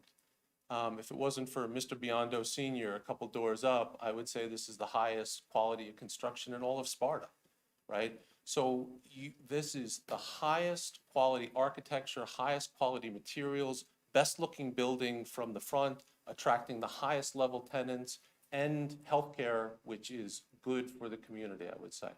So I would ask that the board give some consideration to those factors as we go forward. And so the specific request is that we be able to have one matching sign for each tenant up to 5. And if we have less tenants, then we have less tenants. But one matching sign as exists on the current building up to the potential of having 5 tenants, just so we frame that squarely. Yeah, I think I'll speak for myself, but I think the concern is not the 5. I think it's the cumulative size of the 5. I understand. Yeah. I don't want to repeat myself because I'm certainly not arguing with you, but that this is an owner and an architect and a quality of construction that has really taken the aesthetics into account, and this faces the highway. So the issues that affect the neighbors, we're compromising, we're trying to bend, because that's one of your jobs, to protect the surrounding property owners and the residents. But this is facing the highway, and these are commercial considerations, and we'd really like the building to have the same signs all the way across the front of the campus. So it's just a request. I'm certainly not arguing with you. It's just, I just want to get our request out. Sure. Aside from the front 5, where are we right now with the side sign, the one closest to your I think elbow? they're saying that they're willing to eliminate that sixth sign. Okay, so the one facing Primrose, the one Correct. on the side there is Removed. not Right. going to be there. That would, right, Is that correct? because it would be one per. I'm sensing that 5 is better than 6. 5 is definitely better than 6. And do you have any more thoughts or ideas around the impervious surface? No, again, I would just ask you to take into consideration that it's an existing campus from beginning to end. It's 31% impervious from beginning to end, you know, and if it was flipped, by the way, that would be used like a hammer, right? So if the rest of the plaza was 70% and we were in here saying 40 or 43 or 39, all we'd be talking about is that the rest of the campus is 70%. The campus as a whole is 31%. Every consideration with respect to stormwater is up to modern standards, and there's no proposal to develop further. I would just, again, ask the board to take that into consideration, that the campus as a whole is very respectful of your ordinances and the considerations. Can I ask a clarifying question? Mr. Day mentioned earlier around the property to my right, the first one that leads up into a hill. And so are you, is it a fact that no more building can go on there and no more parking lots can go on there? Is that true? So it's a very steep property going up, and there's nothing proposed and nothing on the books and nothing going forward is proposed. Now, I don't know, someday if 50 years from now, somebody says, you know, we really don't need a medical plaza at street level. I want to build something up the hill and somebody wants to come in and switch it when we're all gone. I don't know about that. I can't promise you that, but there is no proposal. Your minutes are going to reflect that the applicant's engineer and the representations of the applicant was that there are no phase 3 proposals for the mountain, because if we come in with a phase 3 proposal, you're going to say, you said you weren't going. Okay? And it's going to be in the minutes, so. Yeah. So there's nothing proposed. And it's not prime developable land, and it wouldn't make any sense to have this plaza look like it does and then develop something up that hillside. Ben? Yes. So just to clarify, you say that the total development will be around 31%, you said? Yes. Okay, and that is including the lot that is very steep? Yep. Okay, and then if you don't include that and you're just looking at what's the proposed or what's already there, that will be That'll be options, 42.4. 42.4% or 40%. It will be 42 point what? 4.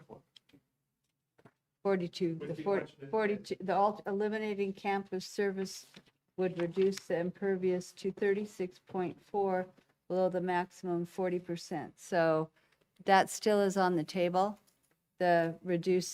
taking out the campus service road. I know that you. Yeah, that is not proposed. That was just to illustrate that the interior road, the interior road that serves all three buildings increases the impervious cover for lot 12. Yeah, okay.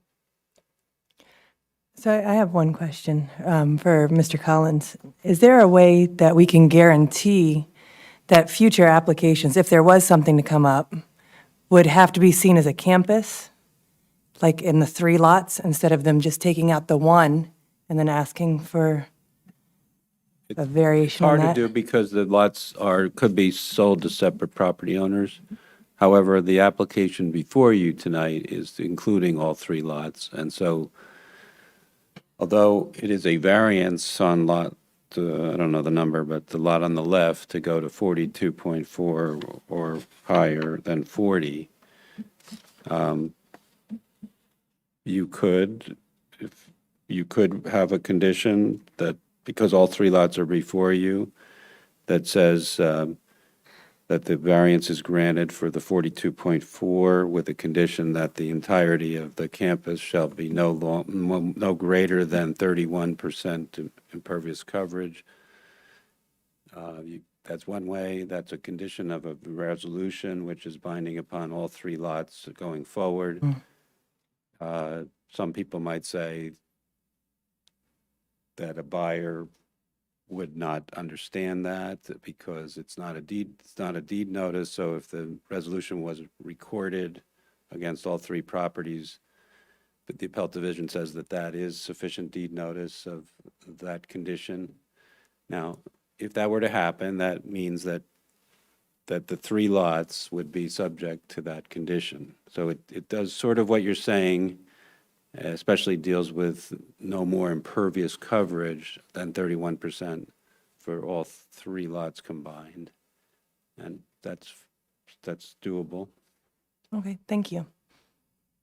I don't know whether That's the applicant will agree to that, consideration for but the applicant, based on what you heard? I would suggest not to exceed 40%, just whatever this allows, only because as time goes on, things develop. Maybe you might want a picnic area for his employees and the outside, things like that. you could do something like that, although we're dealing now with the 42%, 42.4% on one of the lots. So we need to be satisfied with whether you even want to grant that. I mean, I'll ask. I mean, there's other ways to do The this. last comment is exactly the board's concerns right now. We're trying to respectfully listen to what's being proposed, but not then, after the approvals, find out that there's additional variances and applications coming so- in, and then it's changing, similar to other projects up the road from that. Yeah, but what I said before, Mr. Sylvester, I think is really true, which is that the applicant is standing before you and telling you that it's 31% as a campus and there are no projects proposed. There's nothing in the books, there's nothing in the works, nothing. And if 5 years from now, this owner doesn't own it and somebody comes back in and says, I want to add a 300-foot storage area, you know, there shouldn't be a hard tripwire there. They should be able to come back in and make the argument to the board, but you're going to see the minutes. You're going to see what's in the resolution. You're going to see the representations of the applicant that there's no other projects proposed that would go over the 31%. And someone's going to have to come in and explain to you why a new picnic area, a new storage area, 5 more parking spots are critical. And that's not going to be us in the anytime in the near future. But I think the board will have more than enough protection in the minutes and the resolution that's going to reflect these representations clearly. If we were back here in the next blank number of years, you know, asking to put another 1,000 square foot of pervious in, I have a pretty good idea how that's going to work out. Okay, so let's go on. We should open to the public Yeah, for questions I'm and comments. Looking at the time, thinking that that's probably good unless anybody has any more critical questions from the dais. So let's open it up to the floor. Hi, Mike Devine, Oak Parkway. Mike, please raise your right hand. Do you swear or affirm to tell the truth, the whole truth, and nothing but the truth, so help you God? I do. Please go ahead. Thanks, gentlemen. I had 3 questions. The first is, I missed the fundamental thing because I couldn't really see what you're showing until Tom kindly helped us. You've talked, when I stand on 15, I see what I consider to be one long building. Is that one building or 2 in your vernacular? Currently, it's 2 buildings. Okay, so it's like one, what I think is one long with a joint in the middle, that's 2 buildings. It's actually 2 buildings. And then sometimes I hear you say the new building is behind it, other times it sounds like it's connected to it. John, I appreciate that you're trying to answer the questions, but I actually think this should be answered by the architect, because the difference between 2 buildings and 1 is an issue of architecture, and I think what the witness is being asked is, could you describe that structure, and is it really connected and crossing lot lines? And So, if yeah. so, why? So we'll look at 2 plans here. One, the civil engineering plan that shows a lot line right here bisecting this long building. Why don't we turn this around? Where's the long building on that drawing? All right, so the existing building is here. So Okay, that big glass lobby is in this location. right, There's a lot line right on the right-hand side of that. okay, So that building has a firewall that separates this building from that building. Right. It's a building code related issue. There's another lot line right here. This is the left-hand side lower glass lobby and ephes element. We are building to the left of that. So essentially, it's gonna be one long building. You can see it here, one long building that's all connected as one facade. In addition, just to give you some perspective from Route 15, This would be the entire building in elevation. This is what exists right now. So you have the two-story gable roof, and then you have a two-story hip roof, and we're adding on in this direction with the lot line here and here. So it's one long building. We're not building behind it, we're building to the left. Okay, so the orthopedic center, which I think is currently at the southern end, and the 24-hour will stay there, Correct. and then all the new stuff will be to the left of it. Absolutely. Can I ask, what is your current and your average occupancy rate of the existing building? Mark, is the building 100% occupied? We need another witness, and we can't just get attorney representation on this if you. Mr. Dunn, do you know the occupancy? I don't. So I don't have any problem with a witness being sworn and testifying for the applicant, but it's up to the applicant if they would like to present a witness for the applicant. Yeah, just to try and answer the public's question, I'd ask Mr. Konarski to stand up and be sworn in. Thank you. Please, Mr. Konarski, you could come forward and use the mic, and please raise your right hand.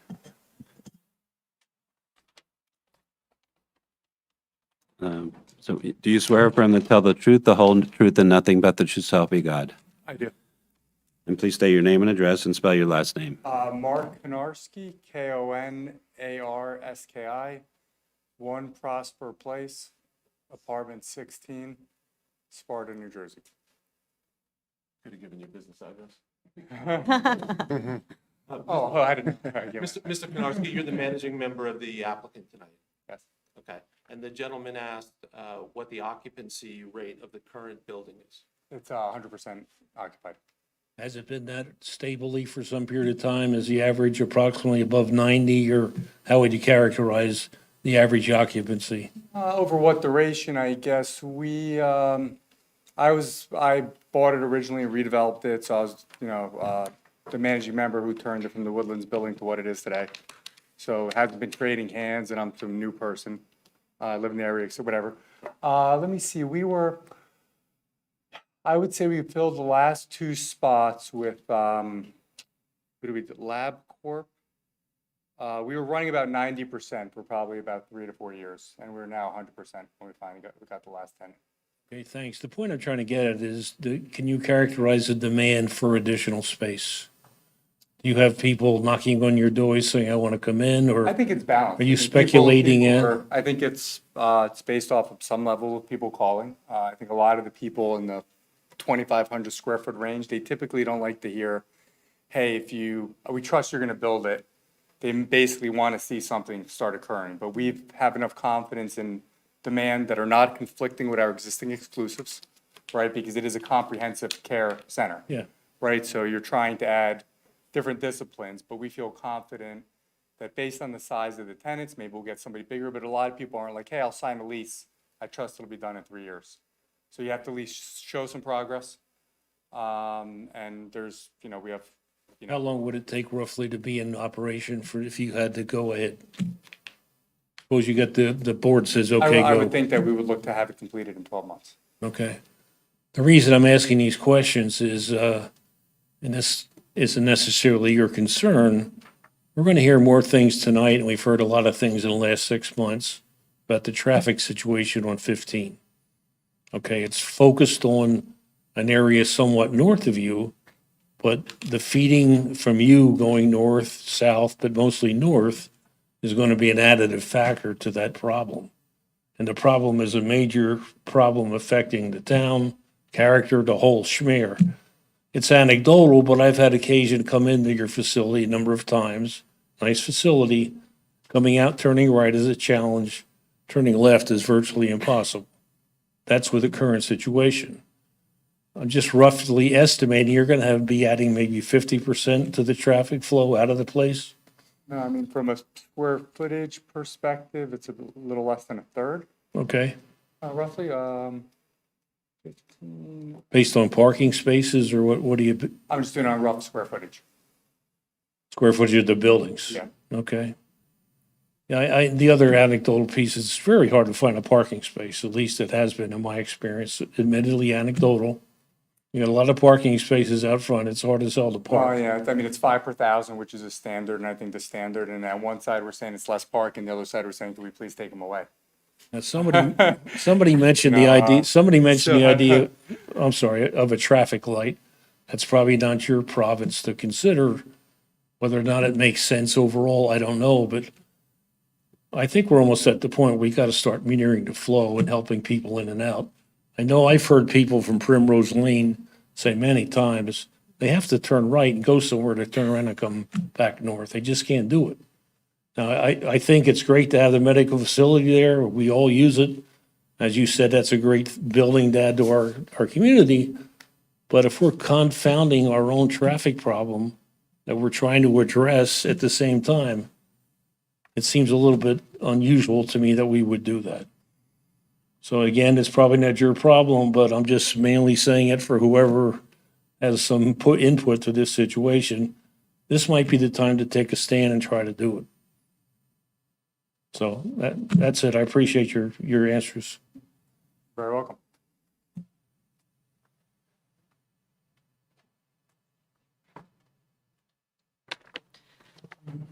Good evening, Kathy Ebenhausen, Scudder's Road, Sparta. Kathy, please raise your right hand. Do you swear or affirm to tell the truth, the whole truth, and nothing but the truth so help you God? I do. And please spell your last name. Ebbinkhuysen. I have a litany of questions here that I've been taking notes throughout the testimony, so if you'll bear with me, please. Is a picture of the existing site, the way it sits today, available? Not For this- tonight. As part of this testimony, it's not available? Picture of the existing site? No. Yeah.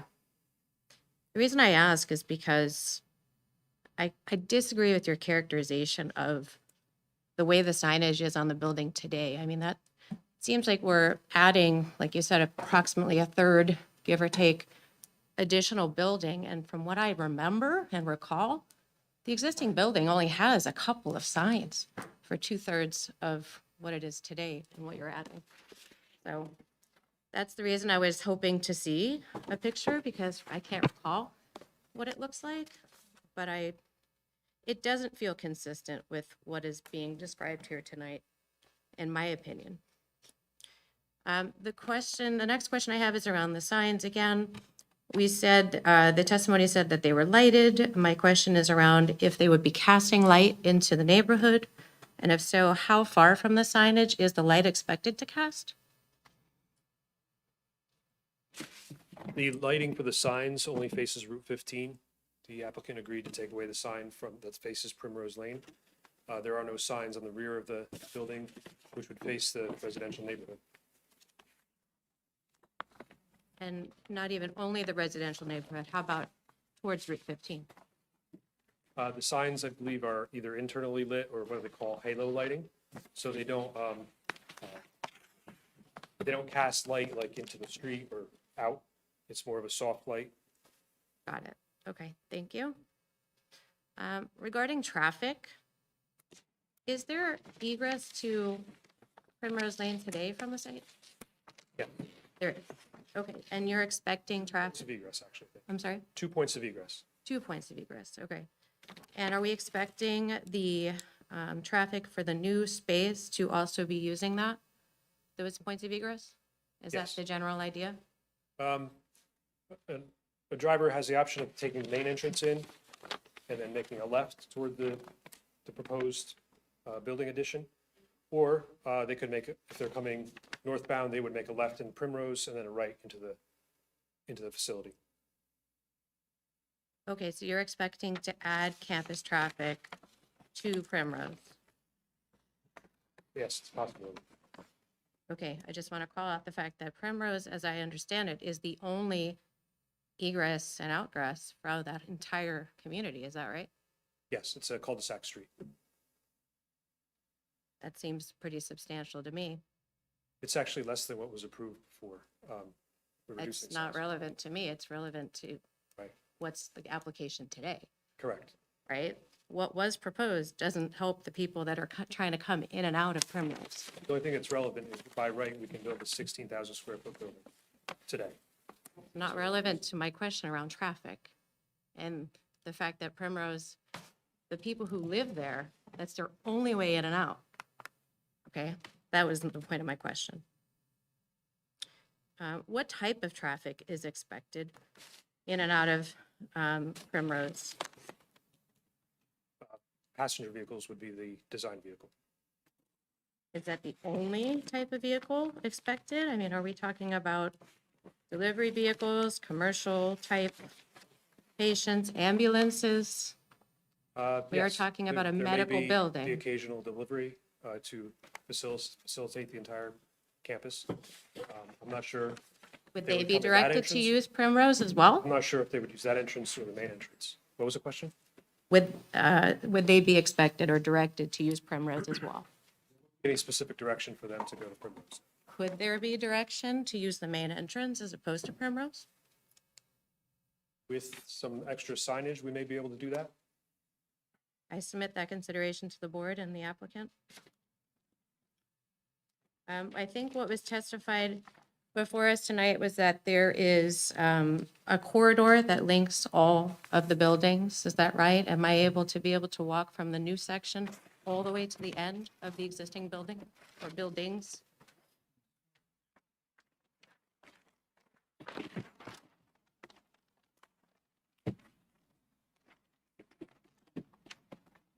This is so on the left-hand side, it's the new building, our portal entrance to the south. There'll be a new corridor along the front, connecting to the south lobby.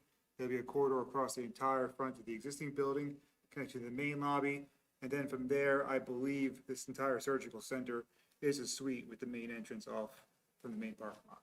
Okay, understand. Thank you. When, I heard a lot tonight about the previous application being approved. So in reference to that, when the previous application was approved, was the development at Primrose as large or was it there at all? I don't know the history of that space, so it came to mind that perhaps when this development was originally, or sorry, when this application in its previous state was originally approved, that perhaps Primrose wasn't as built up, that community, or there at all? Does anyone have any perspective on that? It was fully built out in 2017 when we came for this approval. In the way it is today? Yes. Thank you. Okay, I think you answered the question around each of these signs expecting to be a separate tenant. Again, mischaracterization on my opinion about, it just seems odd. You're talking about consistency, but when I look at the rest of the building, there's the signs feel much more sparse than what you're proposing in your architecture design or whatever you call that document, right? They seem very much more consolidated into that space than the rest of the 2/3 of the building. Would you agree with that? I don't have an opinion on that. Appreciate that. Regarding, it's a commercial building, right? Don't commercial buildings need sprinklers? I'm a little bit confused about the sprinkler comment. I mean, we're talking about a building that's being inhabited by patients, medical patients, and if a Mr. fire Wolf. were to break out, there would be no mitigation? Mr. Wilverton should answer those questions. No, Sorry, I don't know who that is. He's the Commercial buildings architect. don't require sprinkler systems automatically, no. So It's what based on would be type- the method It's of- based on type of construction and size of the building. Sorry, it's really hard to hear It's you. based on size of the building and type of construction. So for a wood frame building like we're building here, we're building 14,000 square feet. By code, you're allowed 18,000 square feet without a sprinkler system. So what would be the fire suppression or mitigation system at this point? The building is a wood frame building. It's sheet rocked, so the trusses are protected as well as the columns. So just in the construction alone? Correct. What is the pitch of the roof for the new addition? Quarter inch or on new 12. building? Sorry? Quarter inch on 12.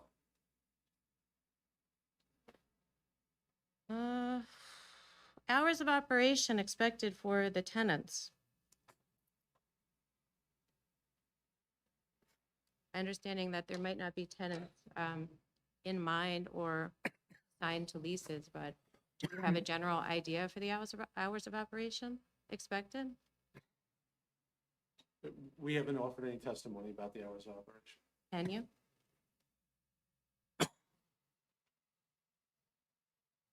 Yes, it's a relevant question. You know, the witness that's most relevant on that subject is probably the representative of the LLC or the applicant. So so you should, he gave direct testimony. This is somewhat relevant to his direct. Please go ahead with the question. And if you know an answer, you can give it. If you, The short answer is I don't know. I would suspect because there's an urgent care there already, and they operate from, I wouldn't even know, 7 till maybe 6. It's hard to pick it all to this, in a medical context, an alternative user that would be there beyond 8, but it's very hard to tell. Would you say an overnight situation might occur for hours of operation? I don't know the answer, but overnight, I think is unlikely. Something you would allow, though, should an applicant request. I see. All right. I'll just make one final comment. The attorney mentioned trust, and what you all need to know is the public is not very trusting at this point in time, considering the events that have occurred in the last year. So I think you should consider that when you're giving testimony today. All right, thank you.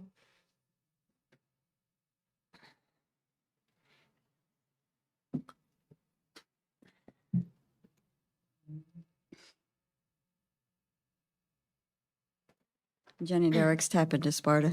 Jenny, please raise your right hand. Do you swear or affirm to tell the truth, the whole truth, and nothing but the truth, so help you God? I do. And please spell your last name. Dericks. Thank you. Can you tell me what zone this facility is located? In which zone? Just want to be sure. Say everything. Yes. It's in the ED1 zone. ED1. So does that Development zone. pardon me, I'm sorry? Economic Development Zone. Yes, thank you. Does that require for each tenant to get approval prior to taking a CO? Anybody? Isn't that the ordinance? Changes in tenancies require site plan waiver from the site plan subcommittee.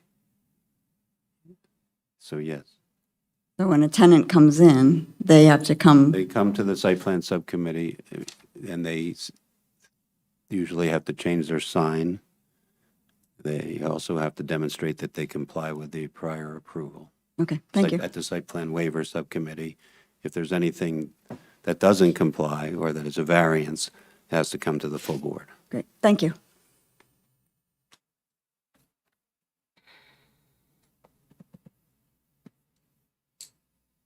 Mr. Collins, just for the record, I think when, just unfortunately by experience of visiting the center, the hours of operations go from anywhere from 6 a.m. to 10 p.m.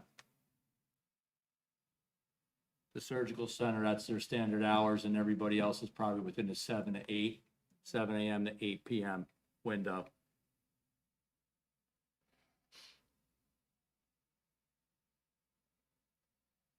Does that seem right to Mr. Kowalczyk, or? I would see 7 or 8 maybe being OINJ, LabCorp's fine, I don't know that way, but for purposes of, let's just assume it's 8 o'clock. But could the surgical center be I don't know 6 a.m. to 10? Okay. Okay.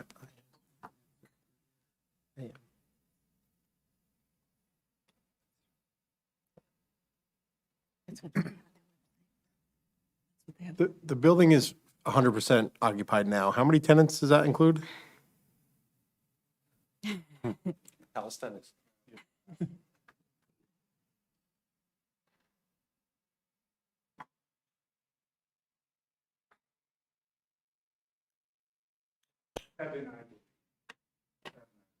And how many of them have signs? What, I'm sorry, but if you come to the mic, I think we'll pick it up better on the recording, either mic.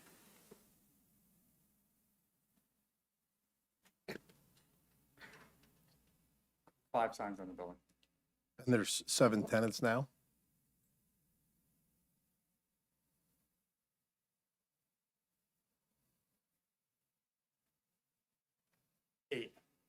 And that number's. So the 3 tenants that didn't get signs, what was that conversation like? The conversation is that they're smaller tenants, and I don't know if we had reached our limits on the size of the building. I'm not exactly sure why. Or they were existing tenants prior to my ownership and just never came up to add additional. I don't know. And what about on the marquee, marquee might not be the right, but on the entrance of Primrose, there's like a Sparta Medical Center entrance. And then are there placards identifying the tenants and Now, there's one at the bottom that says urgent care. none of the other tenants have any, No, it's just a request, the urgent care, because it's more of a, but there is the ability to put the tenants on that I location? don't know, if there is, I don't know. But the urgent care has one there, so Urgent care has one. I don't know the ability to add more, or I just don't know the answer. You mean like a directory? there's a monumental sign, Sparta Medical Campus, and it has urgent care like on a little placard identifying that the urgent care is in that facility. I was just wondering if there's other options to add to that same, I see. I don't know the answer. I don't know if it's a technical question or not. I mean,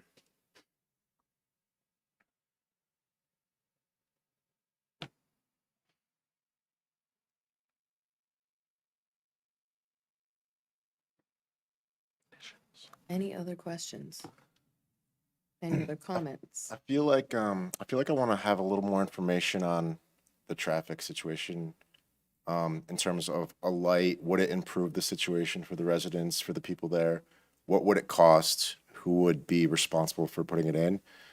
Just the fact that they are asking for impervious coverage above, right? Maybe we can just have some more information on what would the traffic light cost? Would it improve the situation for that road, for that spot?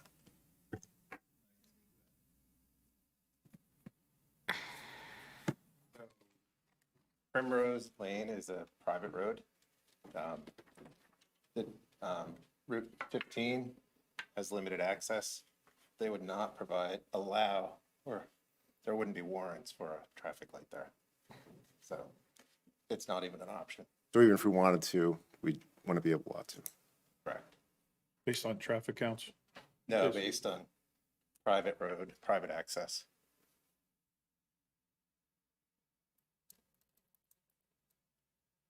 Even if that the private company were to agree to it, like there's They're no not going to give chance. you that traffic light.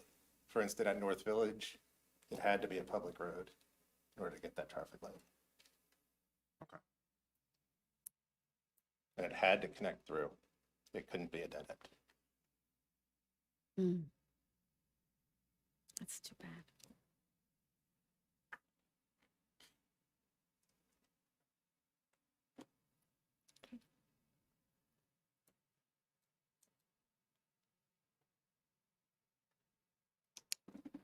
Is the board comfortable with the amount of information we've received?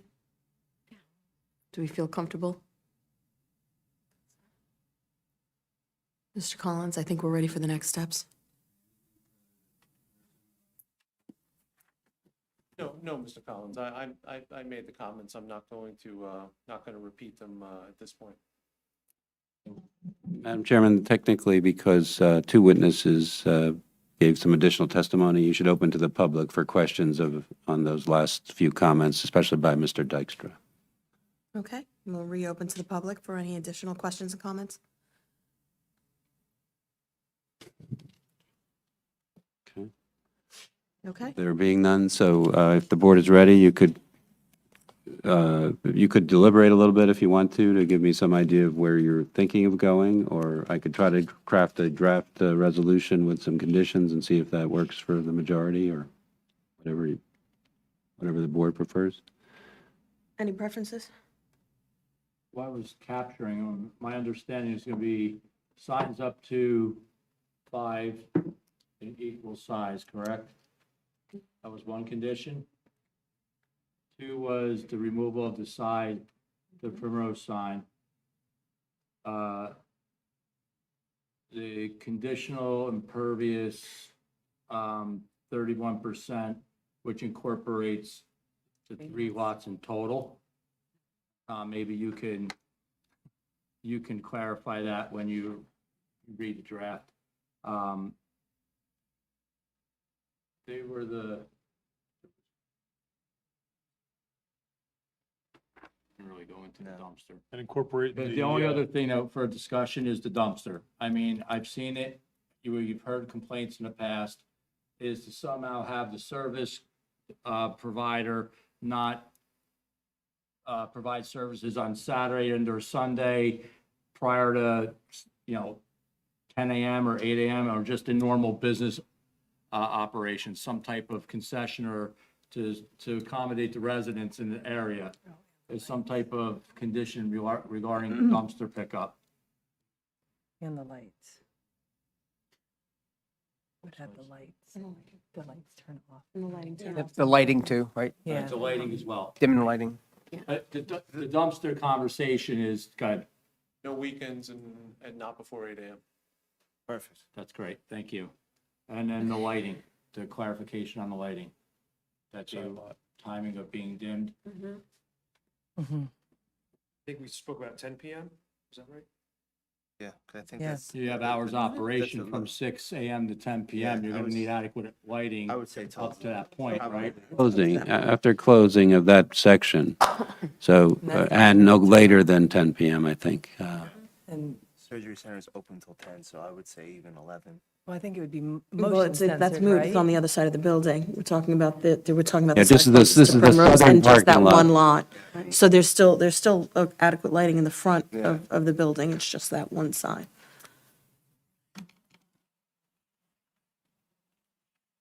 Anything else?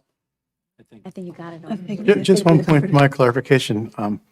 So the way, my understanding is that if this were not to be approved, there is an existing approval for a larger building, two-story building with additional parking spaces greater than what's being requested now?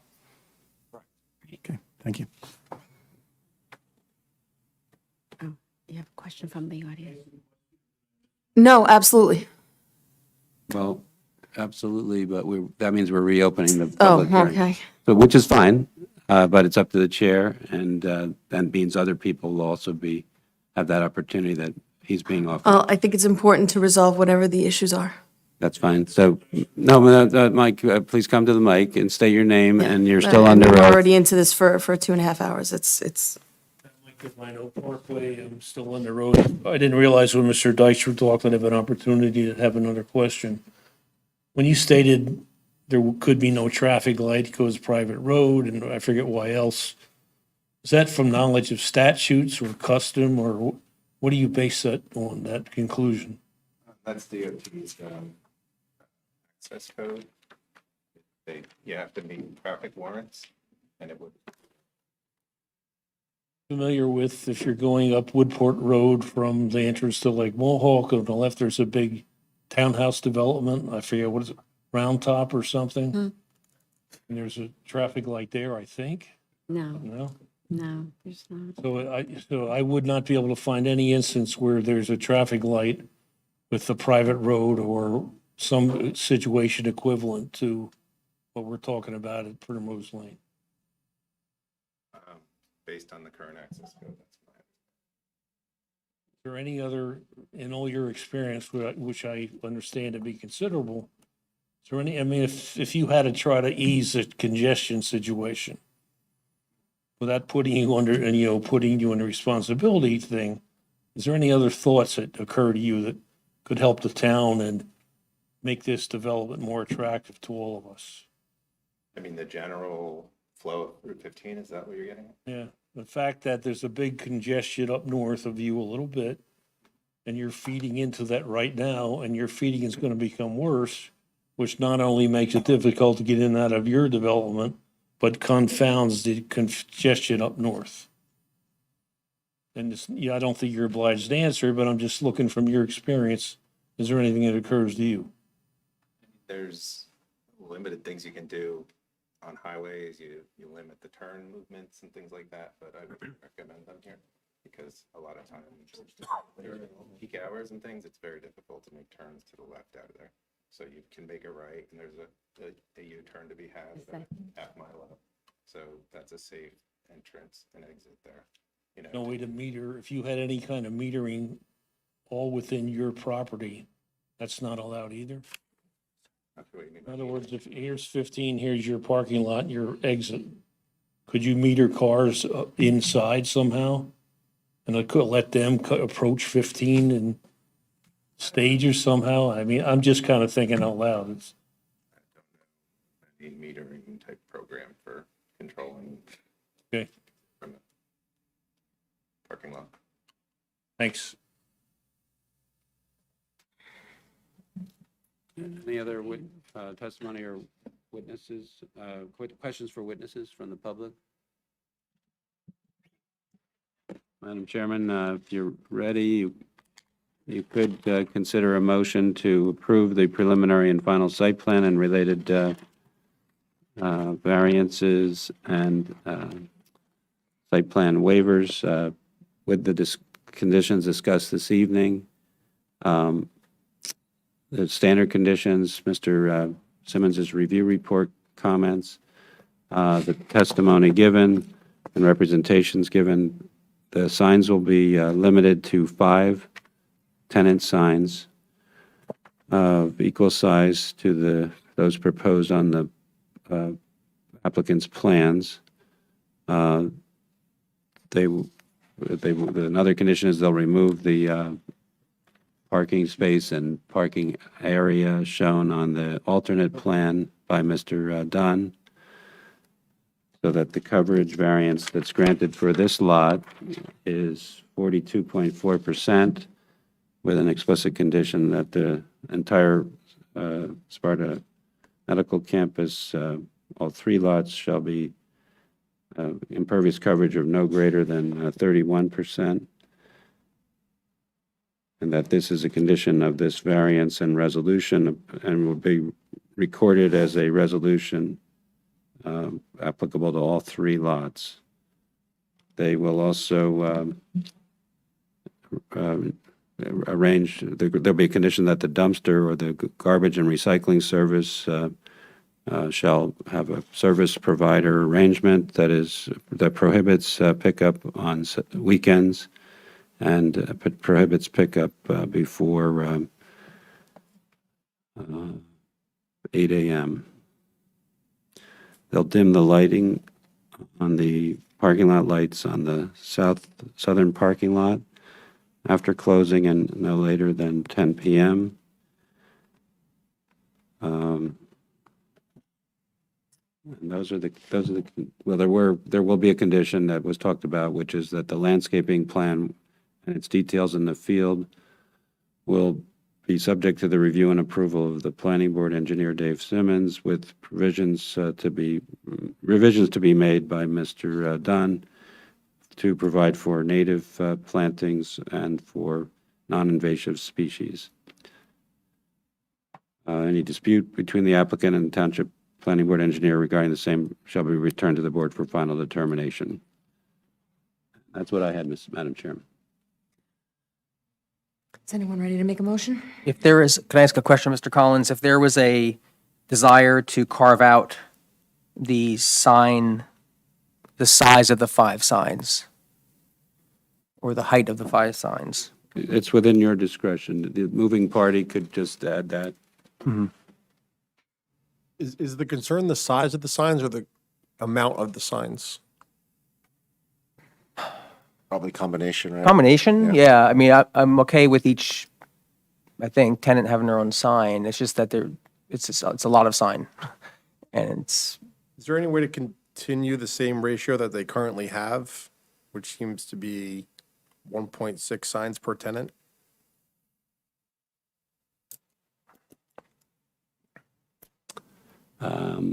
Not exactly, Bill, because you can't have 1/6 of a sign, but you reduce the size of the signage to something that's a ratio, but I don't know what that ratio would be. In other words, right now I think it was stated there are 5 signs out of 8. Right. That is a certain square footage, but the facade of those buildings is much greater.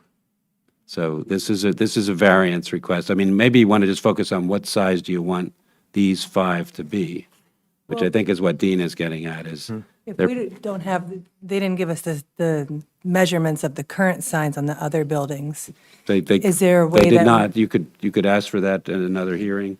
But we couldn't say, like, make those signs the same size as the You signs could on the get it- other buildings? They might know the sizes of those. I think they has testified, if I'm not mistaken, that You're these proposing these smaller are the, signs that are currently on the building, correct? they said they're the same Oh, they are the size. same? They are the same. Closer together. Okay. That was. Except for the one that's on the most north side entrance. Same side as the signs that are Right. in the front of the building. The Oh, facade except for that signs. one. I got you. Okay. But you don't have to approve that size. I mean, what Dean is getting at is concern about the size of the 5 signs. So that's the height and the square footage. The ordinance was 2 feet in height. The proposal is 3.5 feet in height. I don't remember the deviation on the square footage, but it was not minor.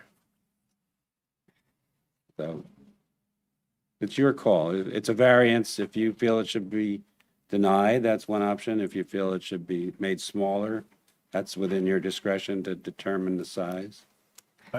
I got one comment on the size, looking from a traffic perspective. When people are looking for a location, especially you got people that have been to the doctor's office for the first time, as the testimony was, it is a highway that is 50 mile an hour plus, vehicles traveling by, difficult to turn in and out. You know, we don't want to, we do want to have people be able to see it, anticipate where the driveway is and turn in, not slamming on their brakes on Route 15 and causing rear enders because they couldn't see the signs. I mean, I think there's And a, don't have an there's a adequate place to safety turn around. benefit to the size of the signs. So could we That's- put a condition that the sign can be equal to or less than the current signage, but not greater than? Yeah, that's what I was asking. Yeah. Regardless of That's 1, Yeah. 5, that they have to be Well, for I mean, aesthetic purposes. they're only asking you to go to 3.5 feet and, Or 3.2 by 18, and 18 is the longest sign on the building. Like if the words are small, the 3.3 determines the length. So 18 would be our max. So if it's Dr. G, it would only be like 6 feet wide. But that would have been the one on the side, which we had already deemed No, so it not, depends not a on thing. the size of the sign. It's a number of letters. Yeah, but what you're proposing right now, you have it stretched and Bigger. cramped. You Yeah, have each the sign, maximum, because we don't know which one's gonna be And they don't know 18 the feet. tenants yet. Is kind of what it comes down to.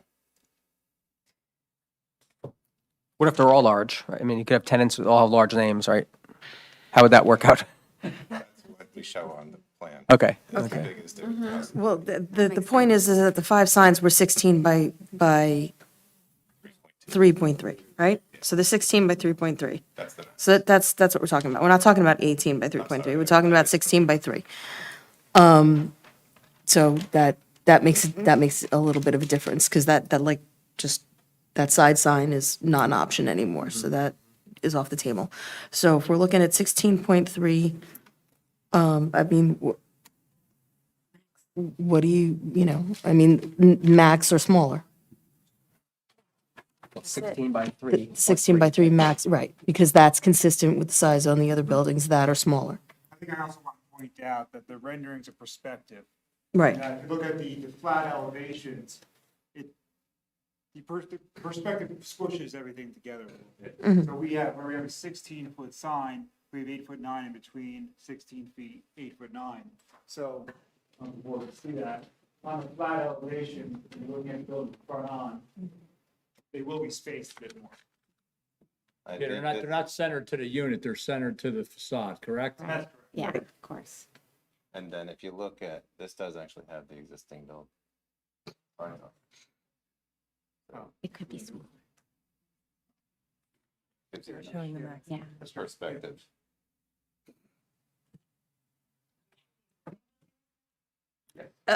It doesn't look like the signage is showing, but the existing, Yeah, they've got it. oh, they are, Yeah, okay. they're in there. Oh, they are there. oh, and maybe it was helpful for you to do that, but could you just say what you were just saying more clearly about what the exhibit, the architect's exhibit shows about the existing signs on the existing building. The existing signs, it shows Atlantic Urgent Care sign on the existing building. It looks like it's about twice as long as the shortest sign. Same with Orthopedic Institute. And Specialty Surgical Center is 3 separate signs, all about the size of this, kind of spaced like they are. So it kind of balances these 3 with the 5 over there. So I think scale, it's very similar. And you're referring to the architect's plan, A2. A2 in the plan set. Correct. Specialty Surgical Center is considered 3 separate signs? And I guess you could, it's physically 3 separate signs. They're But the Atlantic Health Medical Group is all one. correct. Right.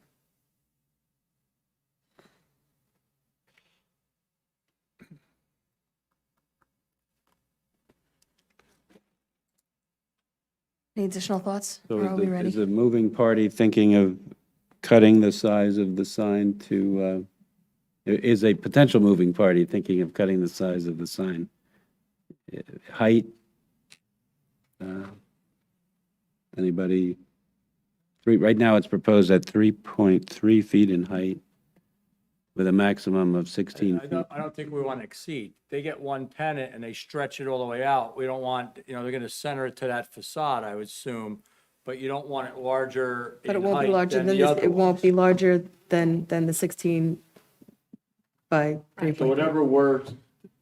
could be- Well, I think Dean's getting at something less than 3.3, if I'm not mistaken, so I don't, but he can make that motion, so what number do you want to use, Dean? Right.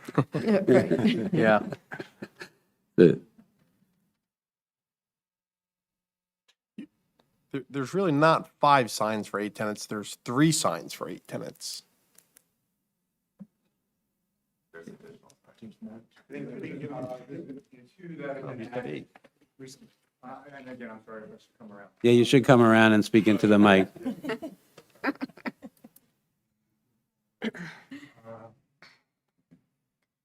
There's 2 more that are added, LabCorp and then Rheumatology Center. I believe that they're both, or maybe one's, I think they're both here, or one's here and one's here, I forget. But there's 4 on the facade. 4 or 5, sorry. I consider this one.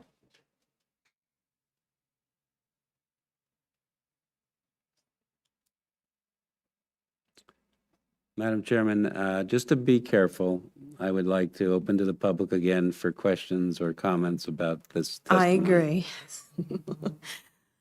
Based on new testimony, any new questions or comments from the public?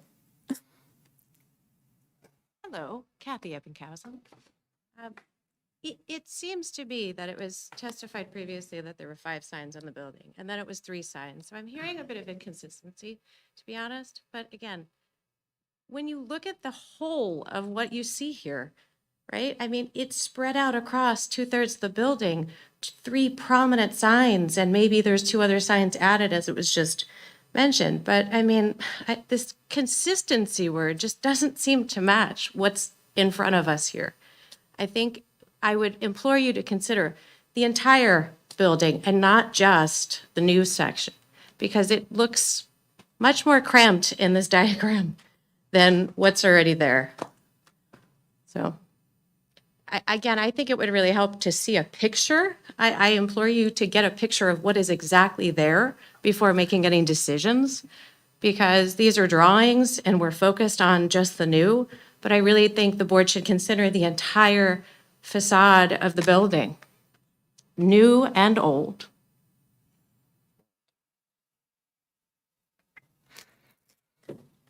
Okay. Can I make a final comment now that I think we're nearing the finish line? I would really ask the board to consider our application as is and as has been amended and as has been discussed. I think Mr. Riestad's comment is right on. This is new construction. It's the highest quality. It's far from Route 15. This is unlike any other neighborhood you have in Sparta in the respect that consumers are driving by this at 50 miles an hour. And so the comments are not wrong from people in the public, but it reflects larger tenants with much larger areas. So you can't space the signs evenly across the building because the surgical center is an enormous tenant, Orthopedic Institute is a large tenant, et cetera. So I really think that there's a good rationale, and you have a business in front of you that has done the right thing, that has a pristine, upgraded building, and is willing to put more money in with the highest level construction, and they're telling you that their request is to attract tenants and get business into Sparta, that this is the right model.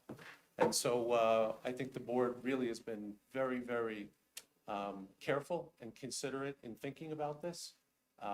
But I would ask you that, given the compromises that have been made, I would ask you to consider the application with the sizes and layout as we're currently compromised at. And I'll stop talking.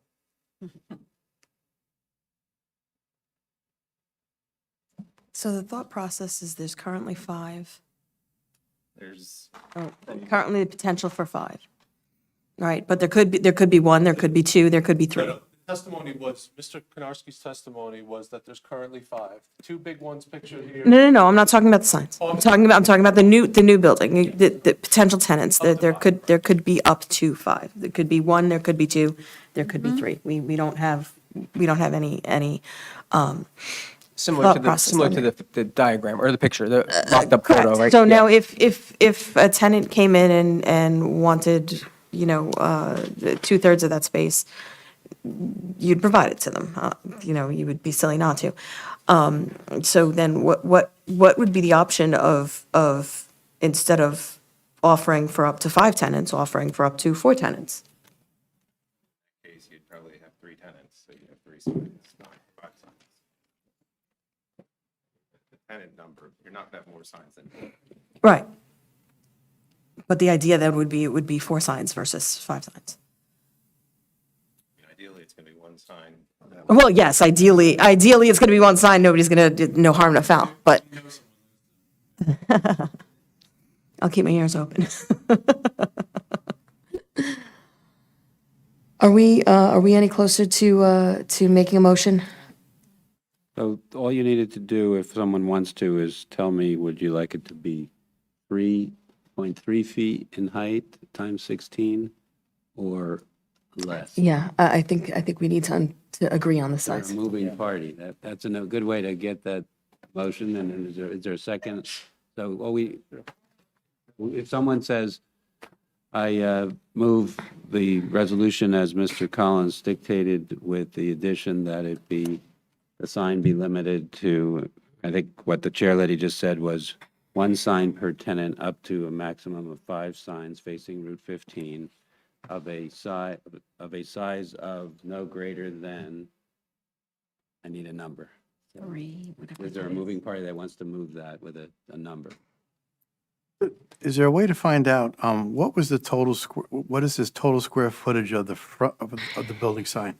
I know the height we're off, but I think there was a total square footage of 48 square feet. Does that sound right? On the front facade, there was a maximum allowed of, I think Jason gave a testimony on that subject. Maximum area per sign is 50 square feet. 50, okay. Sign. We're asking for So you're going for 53. But if you brought it to 3, it would then be 48 feet, which would bring it in line with that particular aspect of the ordinance. Okay. Yes, and he testified to that too, I think.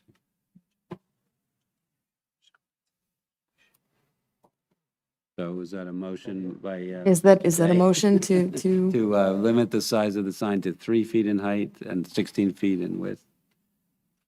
Okay, so that's the motion. motion. Is there a second to that? I'll second that. The second now. Now roll call, Michelle.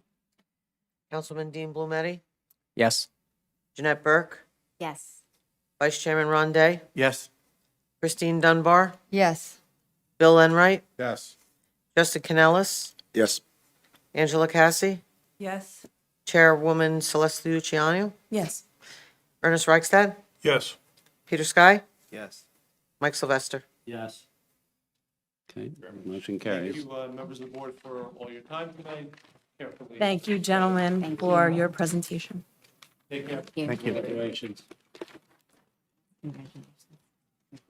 Okay, we have a lot more to cover on this agenda, so I'd actually like to call a short recess so that we can kind of regroup, 5 minutes.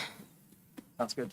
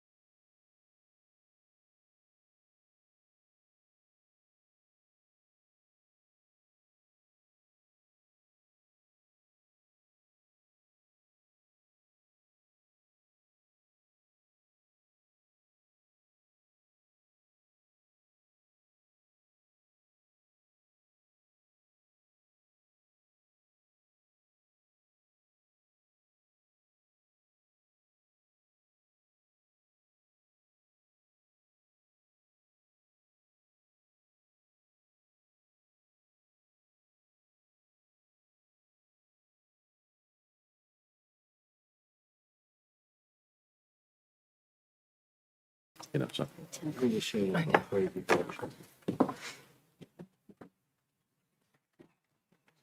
Okay. I'd like to bring the meeting back to order. We are ready for updates. We'll begin with the town council, if Councilman Blumetti is ready. Yes, thank you. Just a couple quick updates from the recent town council meeting. First, the Business Development Committee, there was a lot of discussion on that, and we came to agreement on the Business Development Committee, which used to be called the Economic Development Committee.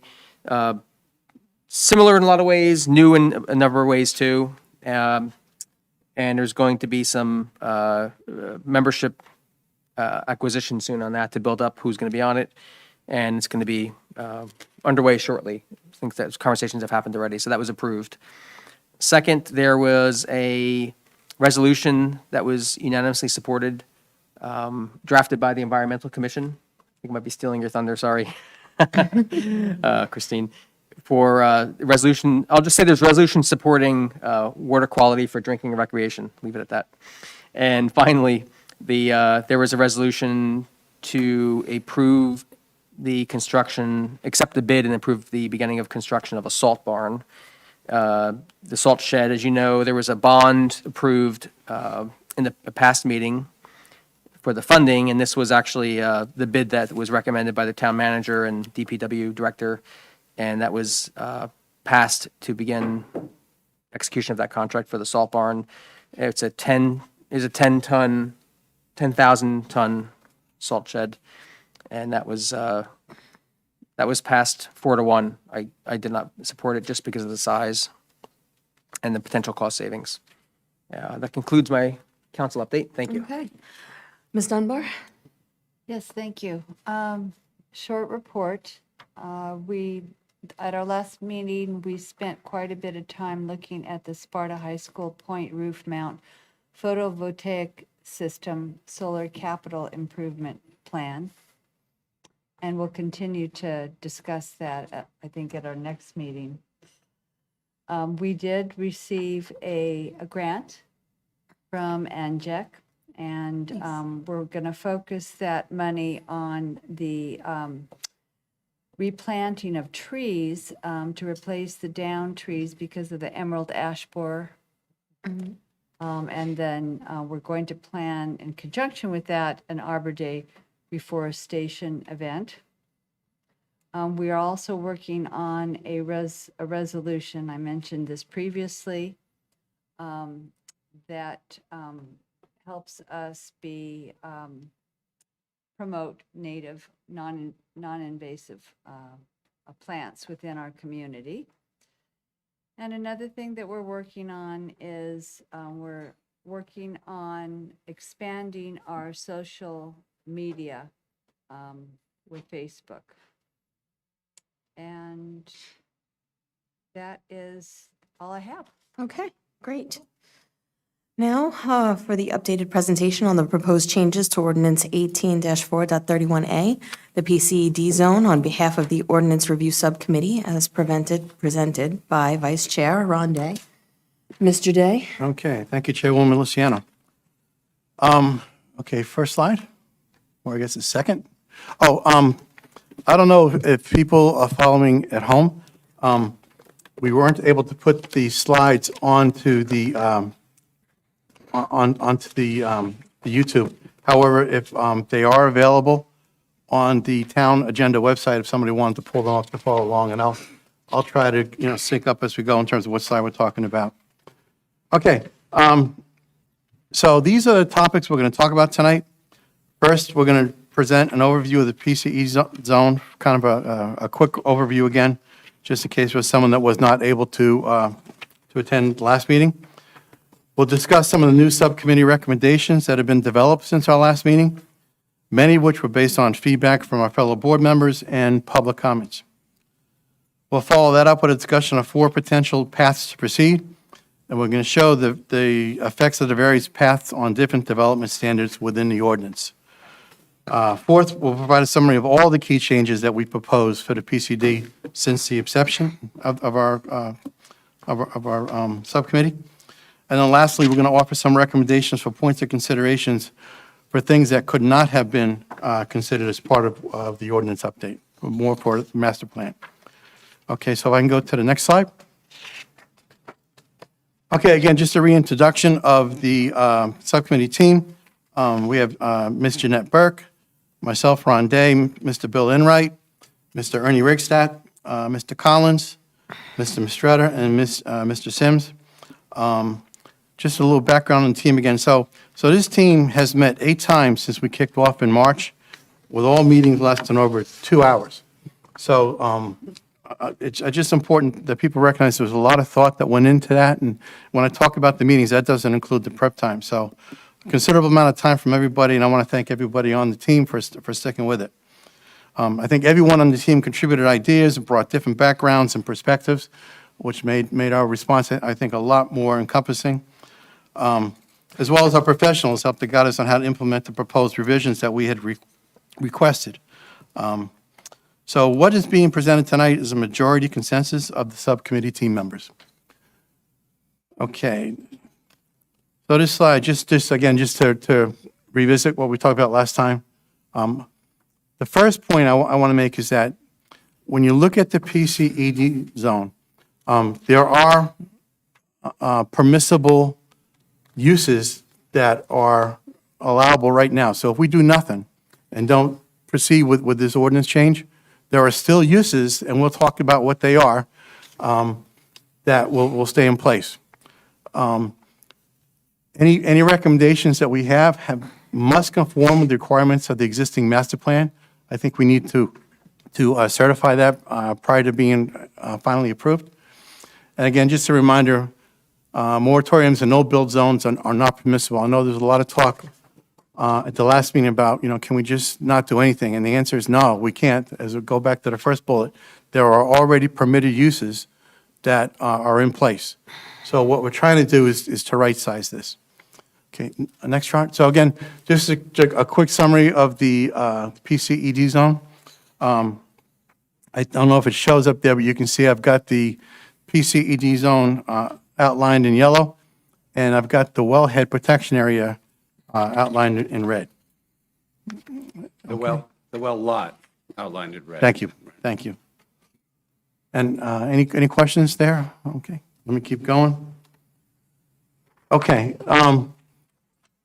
this is just a summary of, again, trying to explain what the PCED ordinance looks like today. This is just a summary of some of the standards that are there now.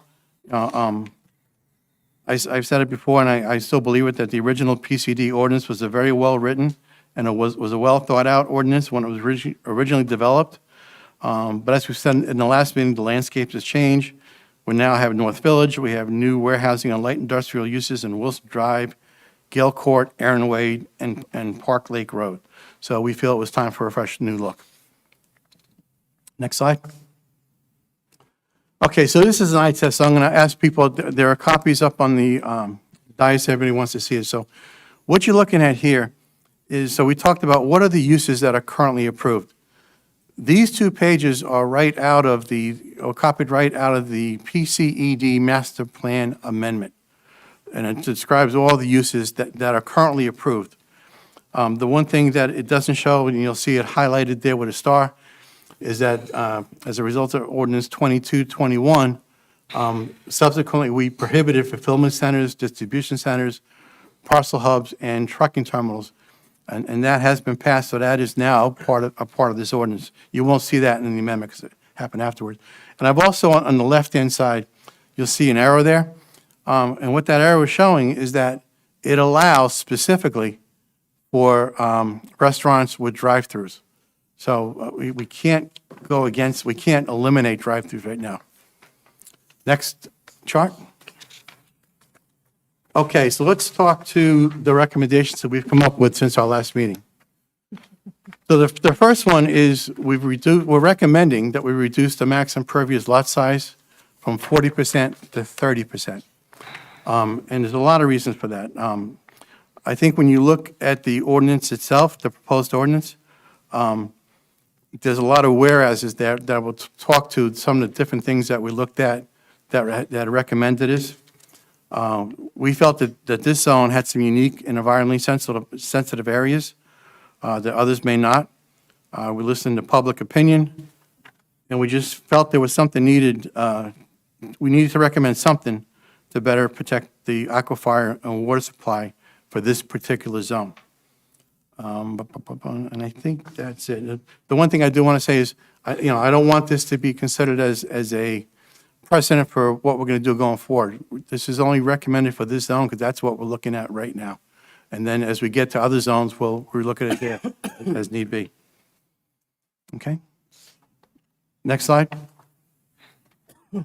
So at the last meeting, there was a lot of talk about, what are the different options that we have? And I think a lot of people use the word, we have choices.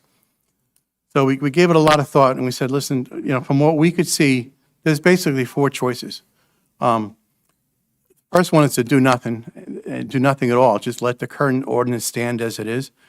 And I don't think anybody, at least not in the subcommittee, and I won't speak for people up here or in the public, but the consensus was nobody thought that was a good answer. So we don't recommend you do that. The second choice was to update the ordinance without any change to the master plan. We didn't think that was a good answer either. Really, what we're doing for the ordinance is to put something interim in place that's better than the existing ordinance until such time as the master plan can be changed and adopted. We could discontinue the ordinance update and just place all focus on the master plan. Again, that's like leaving everything in place as it is now, because any master plan update is probably a year away at least.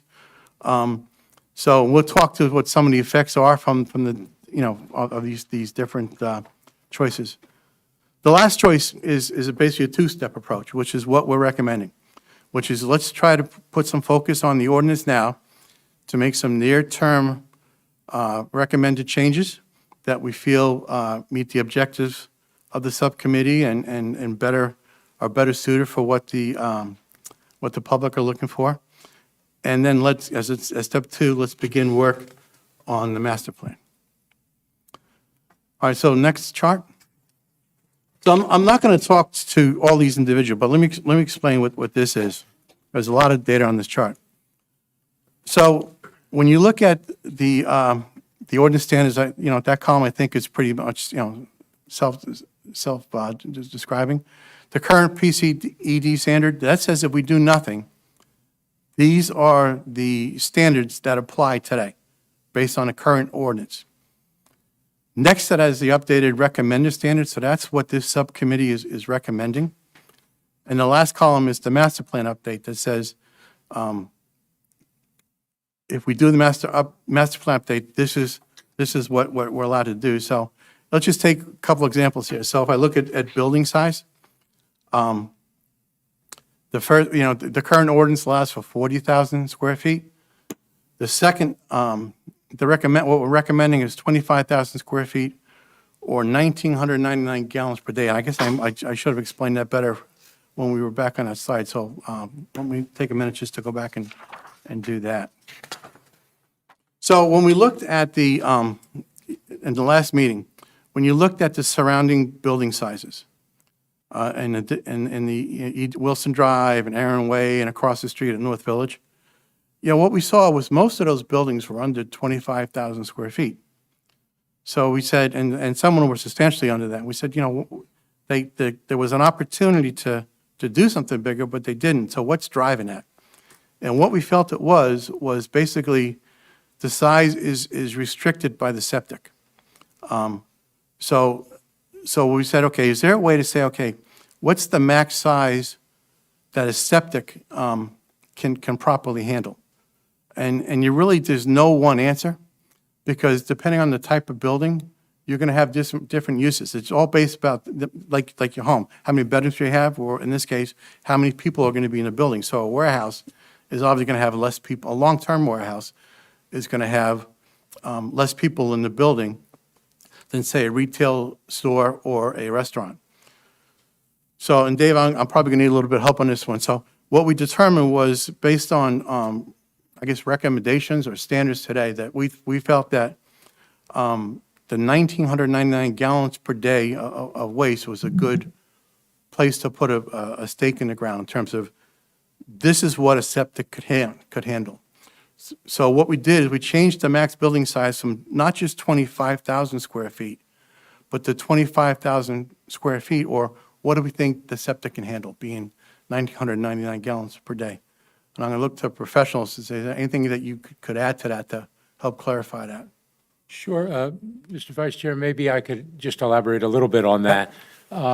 We did dig out some of the septic system plans for some of the developments that were built over on Aaron Way and Park Lake Drive and what have you. And when we scoped out what they did to size the septic systems, we found that it was a function of whether it was all office, all retail, or the front part office and storage in the back or warehouse and what have you. And each of those different areas had a different calculation applied to it to determine what gallonage of waste would be generated for the sizing of a septic system. And for example, if it was all office, it would usually be 1/8 of a gallon per square foot per day. And if you apply that to a maximum of 2,000 gallons per day, you end up with a maximum building size of 16,000 square feet. So that 16,000 square feet is less than the 25,000. So in that case, if somebody came in with a proposal for that size building and that use, that would be the limit, 16,000, which is less than the 25,000. The other significant thing about the 1,999 gallons per day, that's basically the maximum size waste septic system that the Sussex County Health Department, the local health department, can approve here in the county. Over that, you'd have to go to Trenton for a treatment works approval and also potentially have to revise and modify the township's wastewater management plan at the county level. And we felt, the subcommittee felt, I think, that by limiting it to this quote-unquote standard size septic system that you would be able to get at the county, that would be environmentally protective, if you will, of the aquifer in the area, and it would help limit just what was going to be involved. So that's where that factor came into play. If we had a building, for example, with 2,000 square foot of office in the front for office staff and what have you, and sales area, and another 10,000 or 20,000 in the back area for storage, that might be dictated as far as the flow by the number of employees, by so many gallons per day per employee, or trucks visiting the site, that type of thing. And as we looked at a lot of the sites that had already been approved over on, like I say, Park Drive and those other streets at Wilson, a lot of those buildings were of that type of character, front office, storage in the back. There were some that are all office or retail, but the bottom line is keeping it under 1,999 gallons per day, the subcommittee felt ties in with trying to be environmentally responsive while at the same time allowing somebody that wants to develop a building to have the full use of what the law allows them to do with a septic system right now. Thank you. Yes, sir. So the other area change we talked about briefly was the max impervious coverage. So the current ordinance allows for 40% of the lot area and also allows for incentives for new roadways that would allow you to increase the impervious coverage up to 50%. And the new roadways were basically, there were two of them.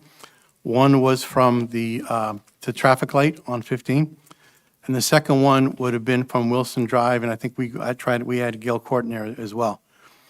But, you know, when we looked at it, we said, you know, either way, either one of those roads is a necessary requirement to do a development in here. So, you know, we didn't feel there was a need to incentivize anybody. The incentive's there. If you want to develop, this is a requirement. The one that wasn't a full requirement was on Wilson Drive, but certainly it was a requirement from the traffic light. So we basically eliminated those incentives. And what we said is, if you contribute to the roadway, we will give you a one-to-one swap. So you don't lose, you're not penalized for building a roadway, but you stay equal with what you would have had you not built the roadway. Okay? And Brian, a lot of that had to do with the fact that the existing buildings on the smaller lots would have been the most affected by that. of having their impervious coverage cut down and making them possibly non-conforming. And we didn't want to do that to them for putting the road in.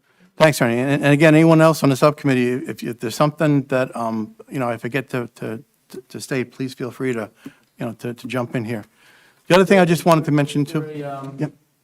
A grandfather clause for the existing buildings that are currently there? Or do they all meet that criteria? I don't know, Mike. It's when we wrote this, we had, you'll see that it's, I think you'll probably go to it later on, Ron, but it talks about how, a lot of the constraints we put on the larger lot sizes, in other words, that vacant land, and not the same constraint, I believe, right, Ron, on the Yeah. existing properties. Yeah, we did that, for the rear setbacks. Setbacks. I don't think we looked at it specifically for septics. I think we kind of assumed that they're older buildings, they're smaller buildings, so that they should meet this. Yes. And that's an assumption, but I think it's reasonable when you think of the sizes of those buildings, Mike. The last column, just again, so if we take the two-step approach, that would allow us to possibly implement some of the recommendations if they're approved, but it also gives you a second chance when you do your master plan update to look at them a little bit further. You won't be as restricted in terms of what you can do as the master plan update. So this is kind of, the recommended is just an interim step until we get to the master plan. Okay. Next chart. So we talked a lot last week about the drive-ins and the queuing. The current standard does not require any queuing, so we've added that. When it comes time for master plan, if there are no drive-through restaurants there, you can even reconsider, do we want that as part of the zone? Can't do that now because of, what I showed everybody on the PCED master plan amendment. Is very clear. It allows for that. So what we're trying to do is just make it a little bit more palatable from a traffic perspective for anything that would come up between now and a master plan update. The rear yard setback was, we talked a little bit about this last week, the last meeting as well. So the current requirement is 50 feet. And this had some really sensitive areas, as well as we want to try to drive the development up front closer to 15 and stay away from those areas. So we put a 300-foot setback from all impervious surfaces and structures from the rear yard line for all existing lots that are greater than 25 acres. And again, that could be revisited as part of a master plan. All right, so when I look at the summary of all the changes that we've made today, so the first one I'll just run through them quick is we want to reduce, we recommend reducing the max building size from 40,000 square feet to 25,000 square feet. And I know a lot of people would have thought 40,000 seems small as it is compared to some of the other things, but I think we've shown the justification that 25,000 square feet is the good number based on what's around.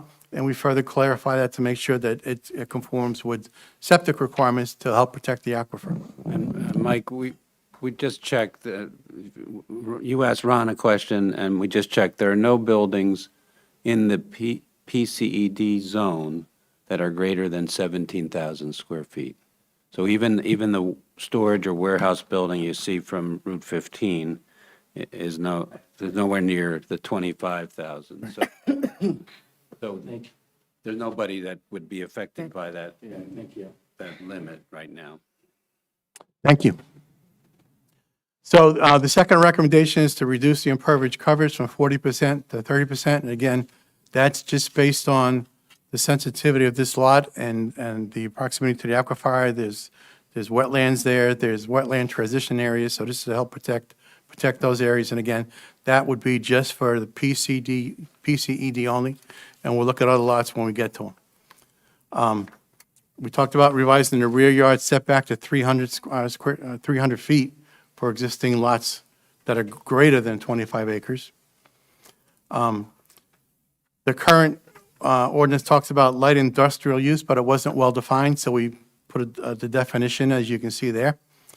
We've added a few uses, pharmacy and 24-hour emergency urgent care uses, as well as some outdoor dining.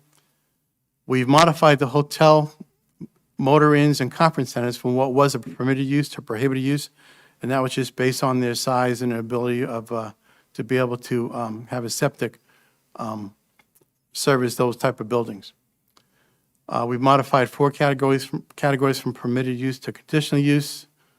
We've added new objective standards to significantly reduce potential traffic problems, and that's the queuing. We've added some new environmental protection standards. We've enhanced existing architectural standards. We talked a lot about this last week. You can find all those things in the presentation. And we limited the number of dock doors for any building to quantity 3. And that would probably be more for a warehouse, which would be a small warehouse. And we felt that the type of use of any warehouse that you would see in the zone, the 3 doors would be sufficient for that. Next slide. We've added the requirement for environmental studies, traffic studies, and community impact statements to any planned development. Right now, the only requirement is for a environmental study, and I don't believe that's really well defined in terms of what's required, so it is now. We deleted underground and underbuilding parking, and we just didn't see that fitting in with the residential look that we're trying to get in the zone. We removed the incentive for access to the new road at the traffic light and the new road at Wilson Drive at Gale Court. And again, that should help reduce impervious coverage. We modified the signs from, instead of having the tall signs that you see when you drive down the highway that are 16 feet high, these are all monument ground-based signs, limited, that'll be no greater than 8 feet. I think, a good example of that is when you look at the ShopRite Town Center, that's got a monument-based sign, and I think that works very well there. The other thing is we've included hyperlinks to many of the reference documents, so if people have any questions about the documents themselves, the hyperlinks will be in the ordinance. And then one of the other questions was who could prepare the environmental impact statement? So we define that to be prepared by a licensed professional planner, a licensed professional engineer, or an individual with a master's degree or doctorate in environmental sciences, ecology, or similar education background. So hopefully that helps answer in terms of, not just anybody can produce an environmental impact statement. So those are the recommendations that we're bringing forward. A couple of things outside of the ordinance is we're recommending that when they do the master plan update, that maybe one of the objectives would be to investigate how to encourage, maintain, and increase agricultural uses as part of any master plan update. There was a lot of talk about that last week. Not much we can do here, but let's consider making that an objective for the master plan update. I know some folks aren't going to be happy with the drive-through restaurants. So again, if there isn't a drive-through between now and the master plan update, let's take a look at it. Is that something that we want to reevaluate the use of as a permissible use? We may want to reevaluate permissible use for warehouses and light industrial uses that are in the zone right now in the current ordinance. And then we can reevaluate the maximum impervious coverage standards, determine what's the appropriate. We felt 30 was a comfortable just based on the setbacks and just the wetlands. It probably an easy thing to do, I think, for that particular zone. And then the last thing is to update the online zoning ordinance map, which I'm told is in process. So that's all I have. Okay, thank you. Any questions from the dais? Comments? Yep, I have a few. Great work again to the subcommittee team, so really wonderful. I know it took a lot of time and energy. Couple questions. One is regarding the 300-foot setback. So that is obviously from the rear property line to any impervious surface. So it could be a parking lot, a sidewalk, a building. Is there an opportunity to create a similar extended buffer from the wetlands, the line where the wetlands ends? So not just from the rear property line, Not exactly, Dean, that's the problem that we went over last Yeah. meeting, where the Freshwater Wetlands Act of the state of New Jersey, which adopted wetlands standards and actually was then approved by EPA in a designation program, has an explicit preemption, which is unfortunate. I tried to talk about that. Preemption is something that is, it's bad to municipalities because it means the municipality's power is taken away by the state. So the state took away the power to regulate wetlands and transition areas, but at the same time adopted a statute that authorized regulations on a uniform basis that are the DEP's enforcement power. So that's one program, DEP. It's preemptive of state authority, of township authority, all township authority, all municipal authority. But setbacks per bulk standards, such as setbacks from a property line to structures or impervious surface, are not wetlands related and are not transition area related, and therefore are not preempted. Okay, okay. Yep. Figured I'd ask a different way, maybe get a different answer, but. Just wishful thinking. Those ways, and that Well, preemption. you talked about the fact that that property slopes off, and so obviously what's coming off the back end is going to that wetlands. And so it's runoff, even though it's not designated wetlands, is a way of us protecting that runoff area. It's going to the wetlands. Go in the wetlands, You know, okay, so- okay, thanks. The other question I have is about that's applied to lots of 25 acres or more. And I assume there's, At the existing lots. Existing presently existing lots. And there's one of that size, so Yeah. greater. Okay. you know, is there, I'm thinking of a chance of a lot being subdivided. Is there an opportunity to reduce that 25 number, except grandfathering in, No, existing? in other words, they'd have to ask a variance from that, but basically that becomes the setback from anything that occurs even on a future subdivision of that lot that exists today. Okay, in okay, June so of it's, 2023, which is, it's probably, I forget the size. It's greater than 25 yeah, acres. yeah. So it's where it is today, that's where, okay. That's right. And then Little you would lots. deal with, Little you'll deal lots. with site plan. Remember, this is a planned, it could become a planned commercial development where there's a subdivision, a site plan, and a planned commercial development of the vacant lands all at once, maybe even some existing lands all at once. And you're trying to see the whole overall picture and impose standards through the ordinance and through the site plan, planned commercial development plan review in the future on all of the structures in the planned commercial development. Okay, okay. The next question, maybe last, the 30% impervious. Personally, I'm really glad to see it go down from the 40. Was there a discussion, was there an opportunity, was any thoughts about going lower? So there was, and we kicked this one around for a while. The thought process was, we just didn't have enough information that we felt comfortable going lower. So going from 40 to 30, I think is a pretty substantial reduction. I don't think there's another zone that I'm aware of in Sparta that has something of that size of impervious coverage. And the thought process was, if we move to 30 now, then when we get to the master plan, there's a chance to revisit it again. So there was, but I think the consensus was 30 was the right number for right now. Right balance? Right balance. Okay. Okay. All right, that's all for now. Thanks. Thank you very much. Any other questions from the dais? Just one quick question. When you did your review with all the recommendations, did you feel this was a complete overhaul? Or was there a lot of components that were currently there still kind of in compliance with the master plan? So I think I understand the question. So we basically looked at this ordinance bottoms up and did a complete overhaul. Okay.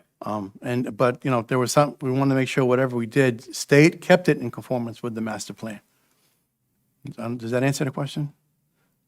If not, maybe, Close enough. okay. I mean, I'm looking at, you only have 3 pages, but I'm looking at all the recommendations. Yeah, I think that's really laid out. Yeah. That's user-friendly to send a clear message of what the options are and what you did. I was just wondering how many things, you said revisit a lot. on a lot of the things you noted. I was wondering how many things stayed there. So I mean, things could be, like I said, if you go back to the charts of building size, you may want to revisit that with the master plan. And when it comes to, we talked about impervious coverage, you may want to revisit that with the master plan, what the master plan update does, that we couldn't do here is you can now make recommendations that maybe are not in conformance with the current master plan, because you're updating the baseline. So it's a lot more encompassing, in terms of what you can do as part of that update. Tom, would you, Mr. Yeah, Collins, no, anything? that was well said. If you amend the master plan, that gives you the freedom to recommend ordinances that follow the amendment to the master plan. Whereas if you're dealing with the existing master plan or an existing amendment to the master plan, and you're trying to be consistent with it, which is the requirement and goal for comprehensive planning, then you have to follow the existing master plan. So the picture that you get to write in the amendment to the master plan or in a new master plan is a much broader picture, because you're actually writing a new plan. It may be a new mapping, new details. Mike, I think I understood your question a little bit different. Correct me if I'm wrong. I think the question wasn't about what was being changed. It was about how much of the ordinance that was reviewed. I mean, we were talking about the things that we thought were wrong that we changed. How much of it was right that we left? Yeah, we got a bunch here at 10:30, but yeah. And right. Yeah, How much of it was in good shape? So let me try it a little differently to answer that, because I couldn't give you a number. But one of the things that we've added online was a red line copy of where the changes were made. A little different than what we did in the past. It was easier to do here. We could not have done that with the other zones that we looked at in the past. Because this was fairly new, didn't have a lot of changes to it. Now, even that it's probably not as great as it looks, because there were a couple of those things where sections were picked up here and moved to there. So you can see strike out and add. So, I'm not sure how to answer that. There were a lot of stuff, there was a lot that was left. Yeah, there's a lot. Yeah, Okay. There's a lot of clarification that we, yes. that wasn't there. We tightened up a lot. You guys did a great job. Committee did a great job. Thank you. Okay, any other questions or comments from the dais? All right, we will open it up to the public. Questions, comments?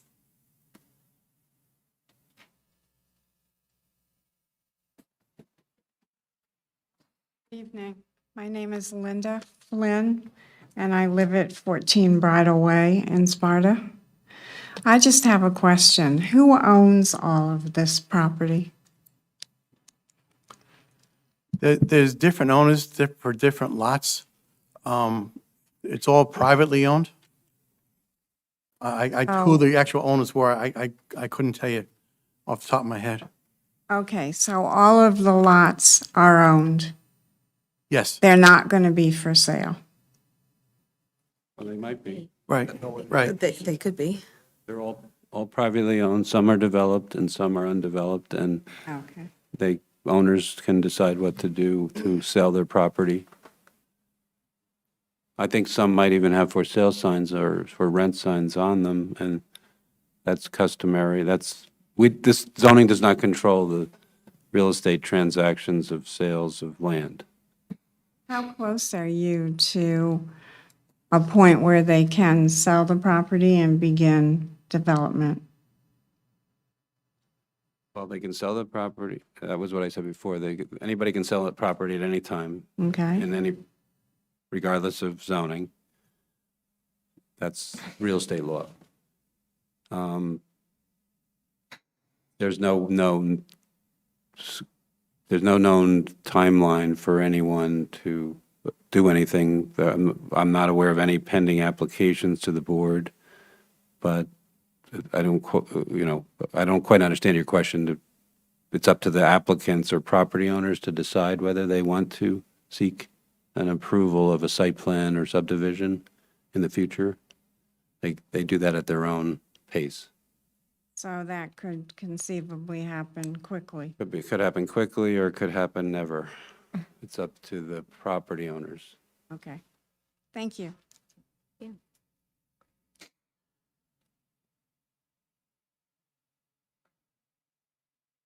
Hi, Jenny Derricks, Tap Into Sparta.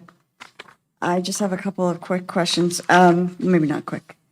The question, let me get back to my spot here. Appreciating that you spent accordingly 16 hours or 25 hours or a lot of time on this, I appreciate that. Section 2 on your proposed ordinance on page 3, under purpose, it says that it will prevent any adverse impacts on the community, enhance existing light industrial uses. I don't need to read the whole thing to you. Using that as a given and knowing what we've seen from the community in the past, and your comments understood about there are requirements that if things are in the master plan, we can't just totally summarily delete them.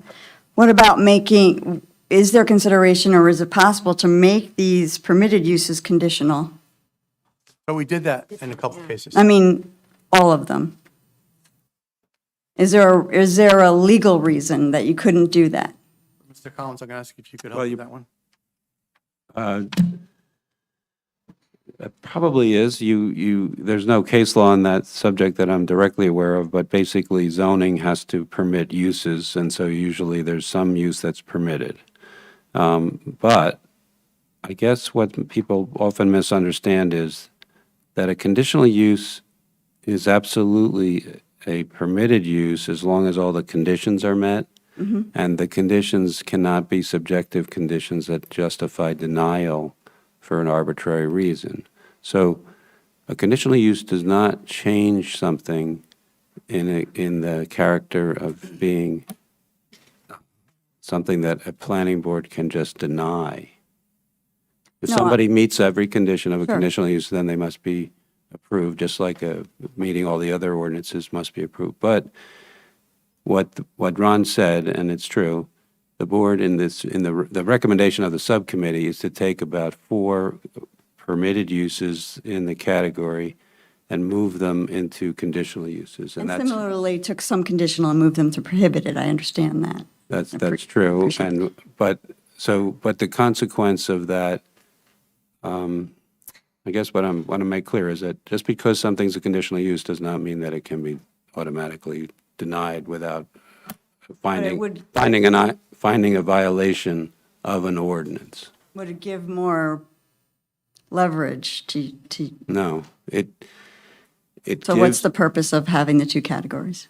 the purpose is to actually, it's actually, what's interesting of why they exist is they're often something that you would only allow in that zone if those conditions for that use and only that use are met. So it lets you create different conditions for just that category of use. And theoretically, if you didn't meet any one of those conditions, then you need that D variance from the condition of the conditional use, which means it goes to the zoning board. But when it goes to the zoning board, the case law on that is also limited. And it's not the same thing as a D1 variance. It's a D3 or conditional use variance. And if someone so I think people misthink the word conditional use means it's more easily denied. And the answer to that question is it more easily denied? No. No, well, I appreciate the explanation. Thank you for making that a little more clear. But the other part of the question is, given that the assumption is that you're trying to mitigate adverse impacts to the community and that you have now added in requirements for different types of reporting, not just an environmental report, moving things to a conditional use, to your point, Mr. Collins, would be that each project would get different scrutiny. And I know that that's a lot of work to do that, but there's an accumulative, as we've come to find out with North Village already there's a cumulative effect of having one lot approved, and then the next one comes in, as you just did with the gentlemen that were here this evening presenting their plans. acknowledging that there's an accumulative effect, there's a cumulative effect of you approve one, now that has an impact that the next one is going to exacerbate, and the next one, and the next one. And so wouldn't it be appropriate to allow for a different scrutiny as each project comes to you? So let me try to answer that in maybe a little bit different way. So when you look at conditional use, I'll give you a couple examples. So one of the conditional uses is a church. The condition is you have to have a bigger lot. So, but that's the condition. There's a few other things, but those are the type of things. If you're going to have a condition for a driving range or batting cages, the lights have to be pointed downward. So if we did that for, I'm not sure that every one of these uses has a need for a conditional use. The ones that we thought did, we placed them into that category. The ones that we thought were well-defined enough that leave us in a place where they're satisfactory enough that we're not worried about adverse effects to the environment. Not every one of those uses will have an adverse effect. And the ones that globally we address would, let's bring the building size down, as opposed to, the one condition is make it bigger. We made them all smaller. We said they all got to meet the septic requirement. So rather than do it as a separate condition, we hit them all with an ordinance that affected them all. Does that help? I understand what you're saying. Jen, the other thing is, when we're talking about, one of the conditional uses we have in is on drive-throughs. It's just, the old ordinance permitted drive-throughs. We put conditions, again, learning from North Village and the traffic condition that they had at the Starbucks. We put in an awful lot on queuing and everything else as the conditional use of a drive-through. So those are the things we talked about for conditional uses. That and outdoor dining was another one, where looking at the safety of the people that are out there dining, as well as how it affects the rest of the place. So. I appreciate that, and I hope, I'm sorry, go ahead. I was going to say it a little differently. Are you suggesting perhaps that by making it all those conditional, that then we can take the concept of what's in the purpose, that these projects will prevent any adverse impacts to the community and permit the free flow of traffic on Route 15, and instead of that just being a purpose, have that be the conditions for all those requests to meet? Well, it appears that should be the lens by which everything gets viewed through before you get even to the purpose, the conditions or permitted uses. And with that in mind, with something that the committee took pains to evaluate, that's where my question is coming from, with the idea that this is the lens, this is the purpose of the whole zone. I think we've done it. So let me ask if you can maybe give us an example. What use would you like to make conditional? What kind of conditions would you put to it?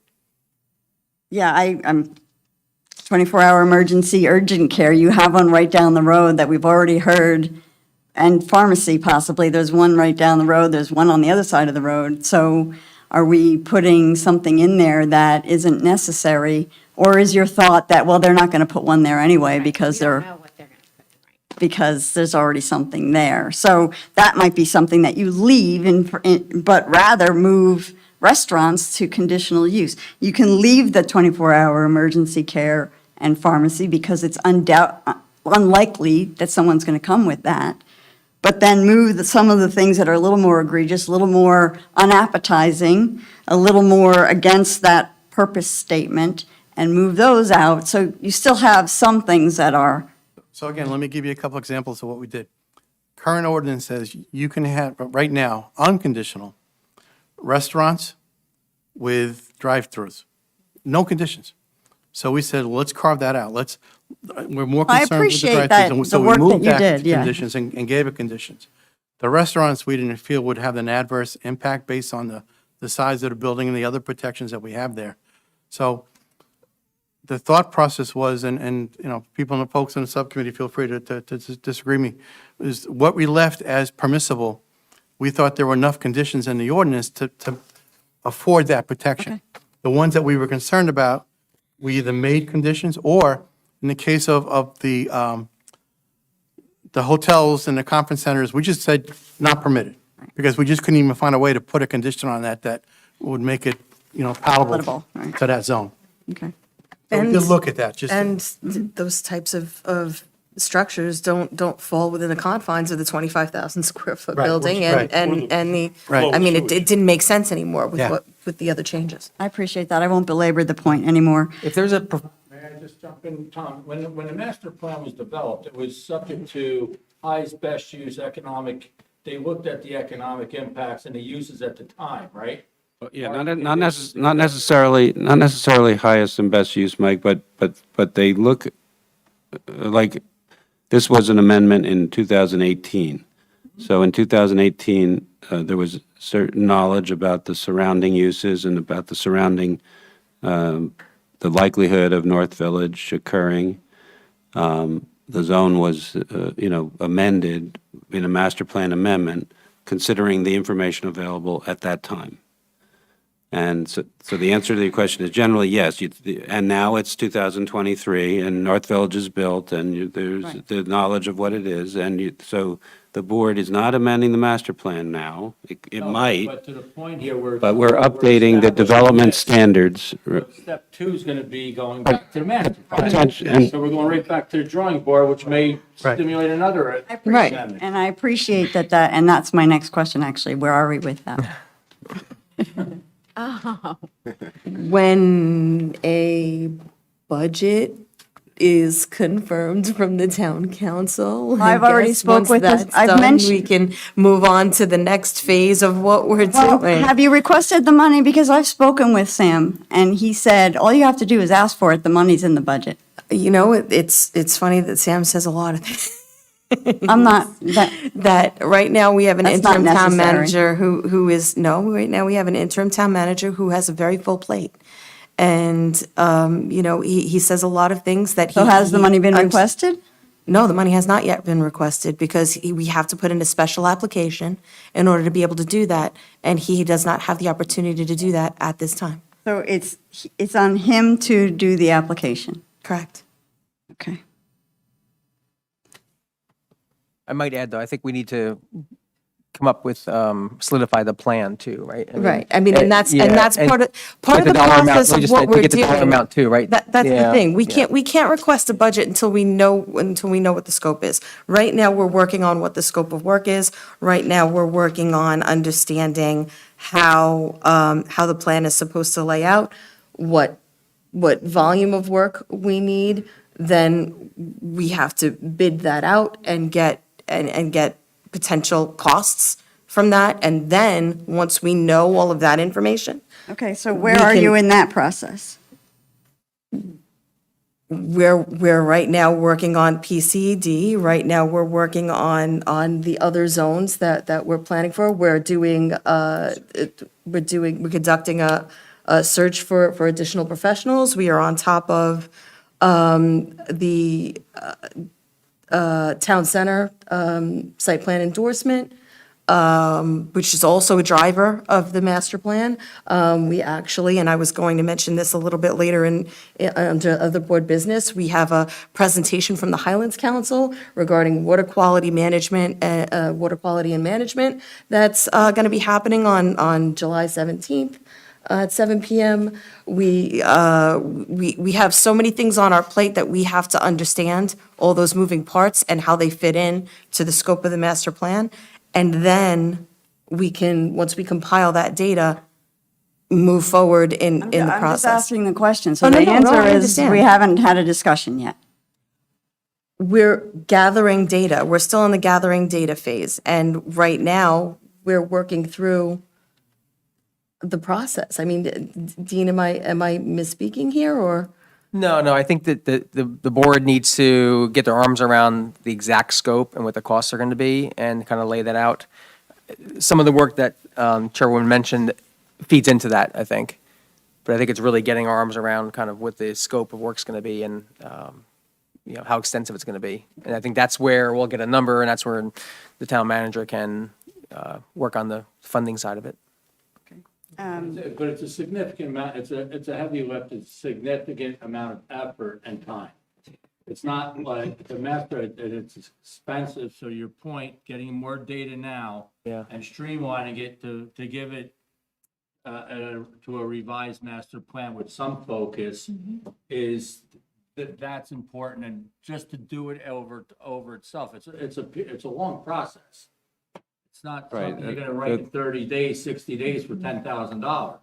It's usually very expensive. So one of the things we talked about previously, which is already underway, is the planning board is working with the Plan Endorsement Advisory Committee on what's called a state plan endorsement municipal self-assessment report. And a PowerPoint was done by the planners on that, but it needs to be updated to this planning board's vision of the master plan documents, looking at them. That is already authorized, that has already been started and can continue. And that actually tries to look at whether the vision has changed and what the vision statement is of the Plan Endorsement Advisory Committee and of the Planning Board and of the governing body.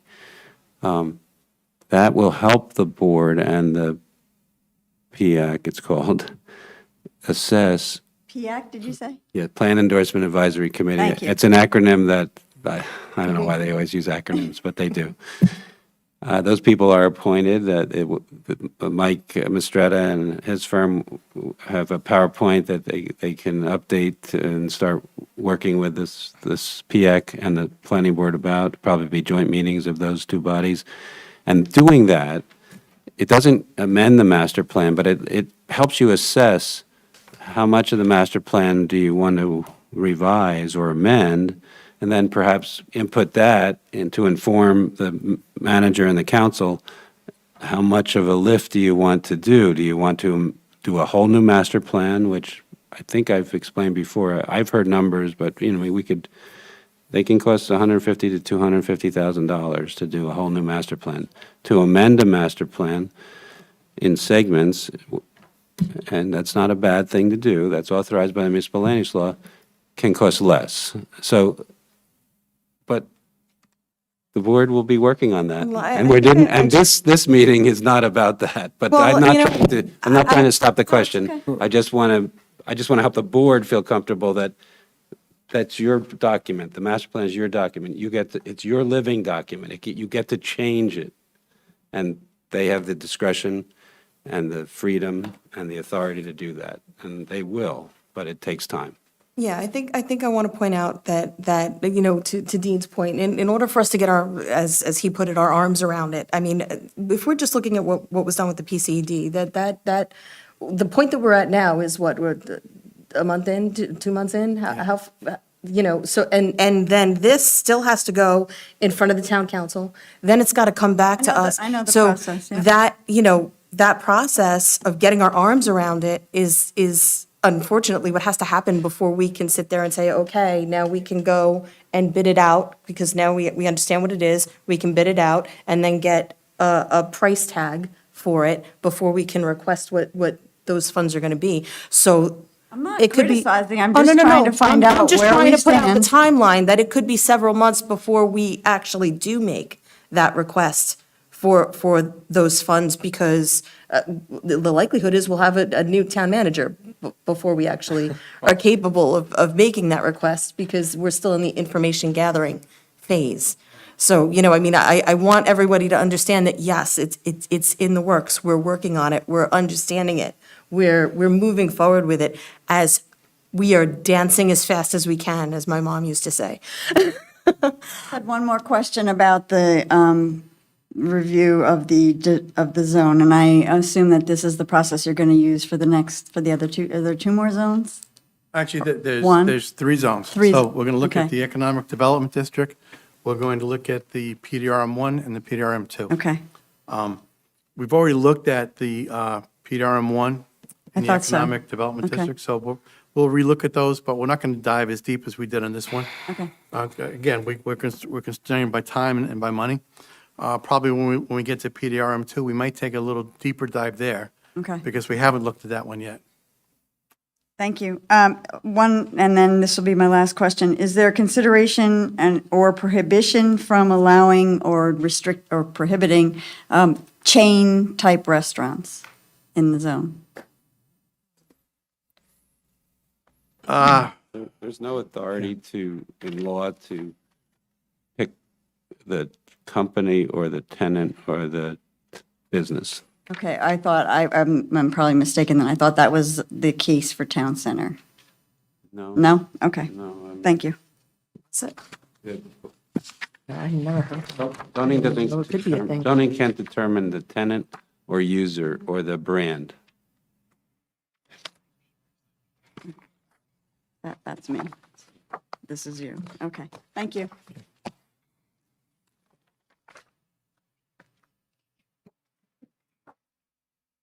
Hello again, Kathy Ebbinghaus, Scudder's Road. My questions are around the permitted uses section of the ordinance, the draft or proposed ordinance. Number 9 speaks to science research and development laboratories.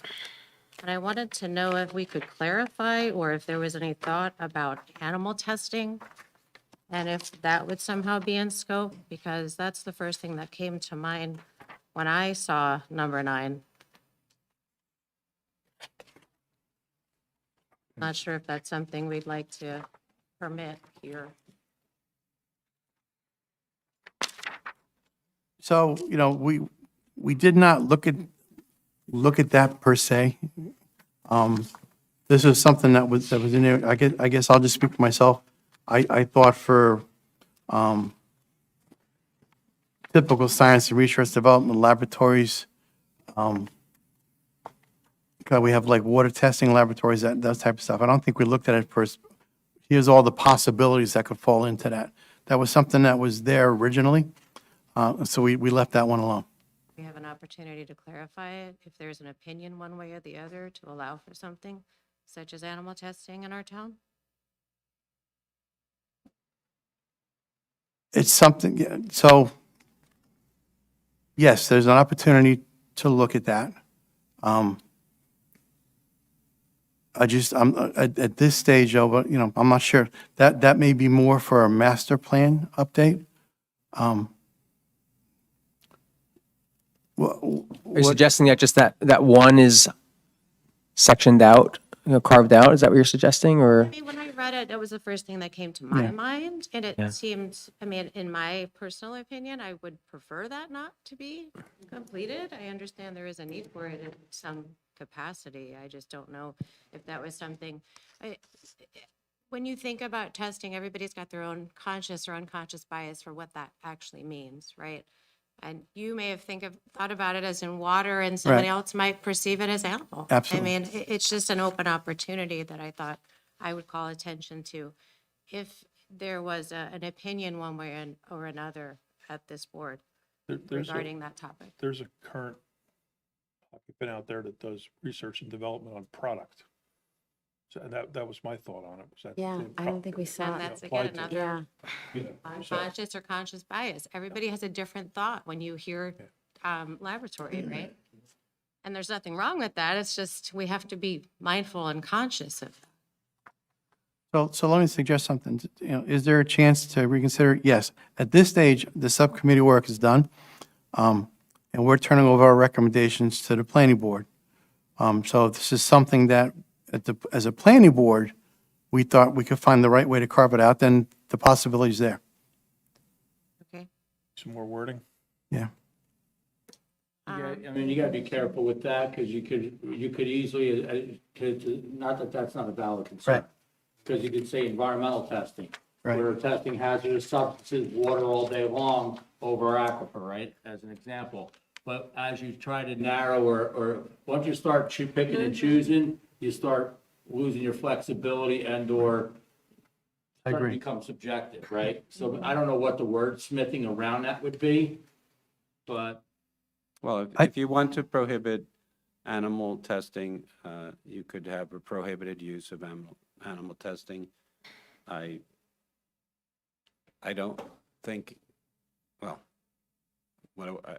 my experience with animal testing is pretty extensive And even in the drug industry, pharmaceutical industry, they're moving away from testing animals because of the ability to use other techniques of analysis of drugs without animals. That being said, I don't have any problem if you want to prohibit animal testing. I mean, it's, you put it in Tom, prohibited use. when I hear that statement, I always think of the tech center down in Route, what EDA does, right? The bio, the startups, the incubator type. Yeah, well, tech usually, centers, right? usually when you talk about research and development, you're talking about all industries trying to create new products of any industry in order to attract, and the concept of the zones are to attract businesses that will be successful by developing a new product that will be sold on the marketplace and perhaps from other locations. So it is very general, but if for some, we are prohibiting veterinary hospitals because what was it, the DEP website recommendation for wellhead protection areas said, don't allow veterinary hospitals in the tier 1 and 2, and I don't know about 3, wellhead protection area. This is wellhead protection area. Animal testing sounds a little bit like a veterinary hospital, so you could just lump it in with that if that's important. I don't, it's okay to do that.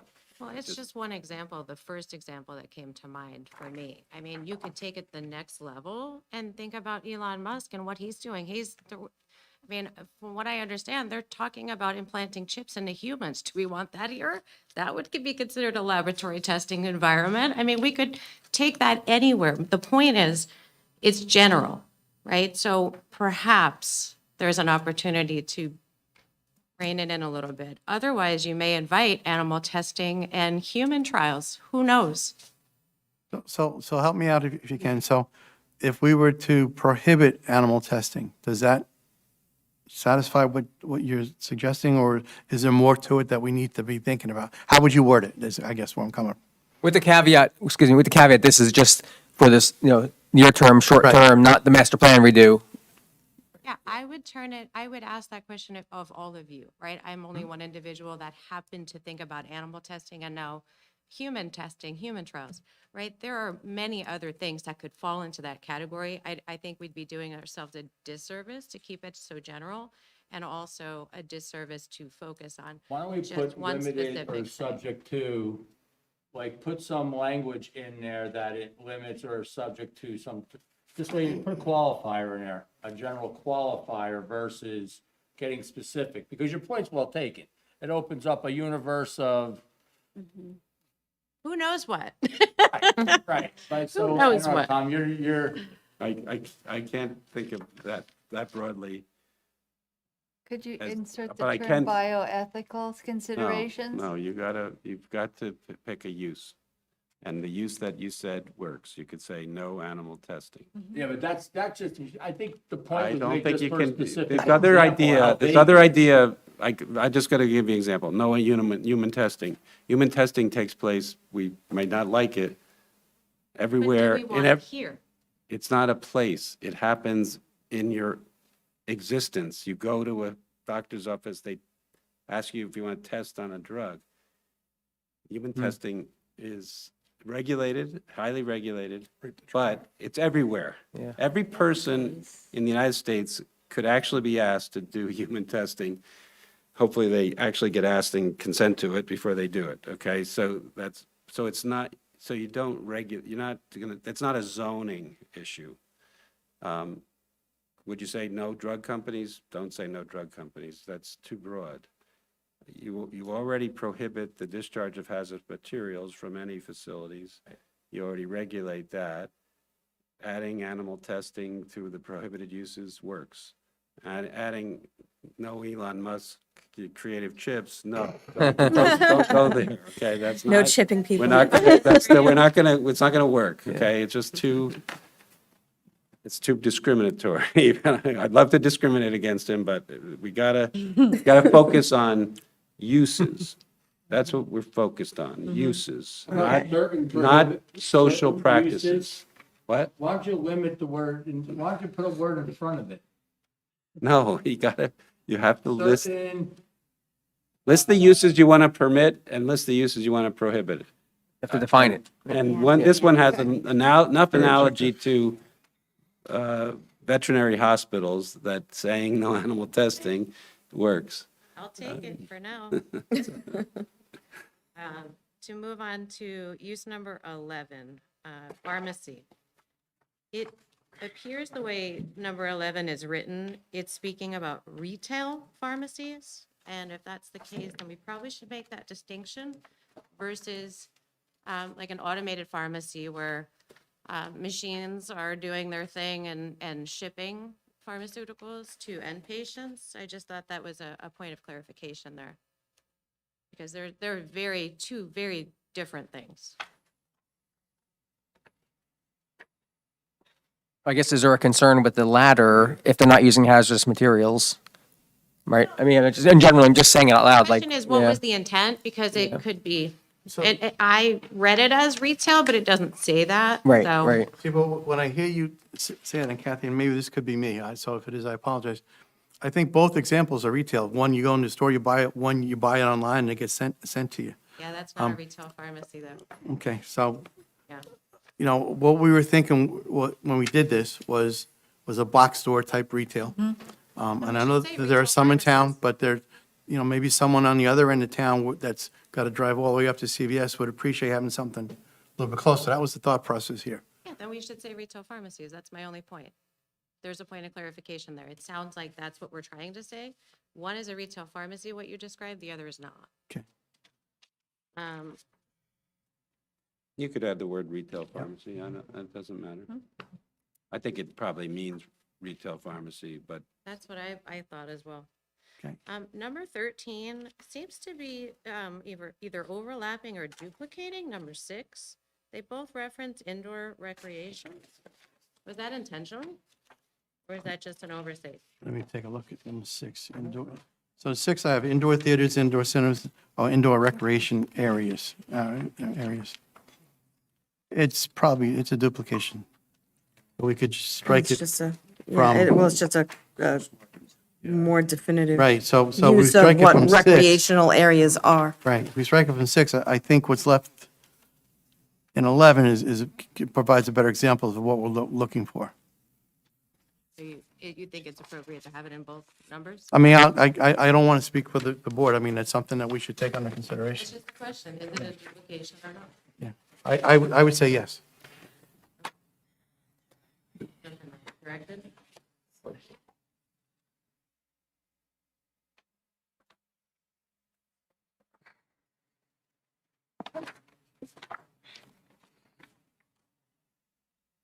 well, 13 is broader, a little bit broader than.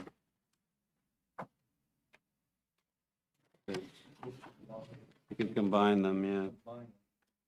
Yeah, Yeah, probably better to combine them.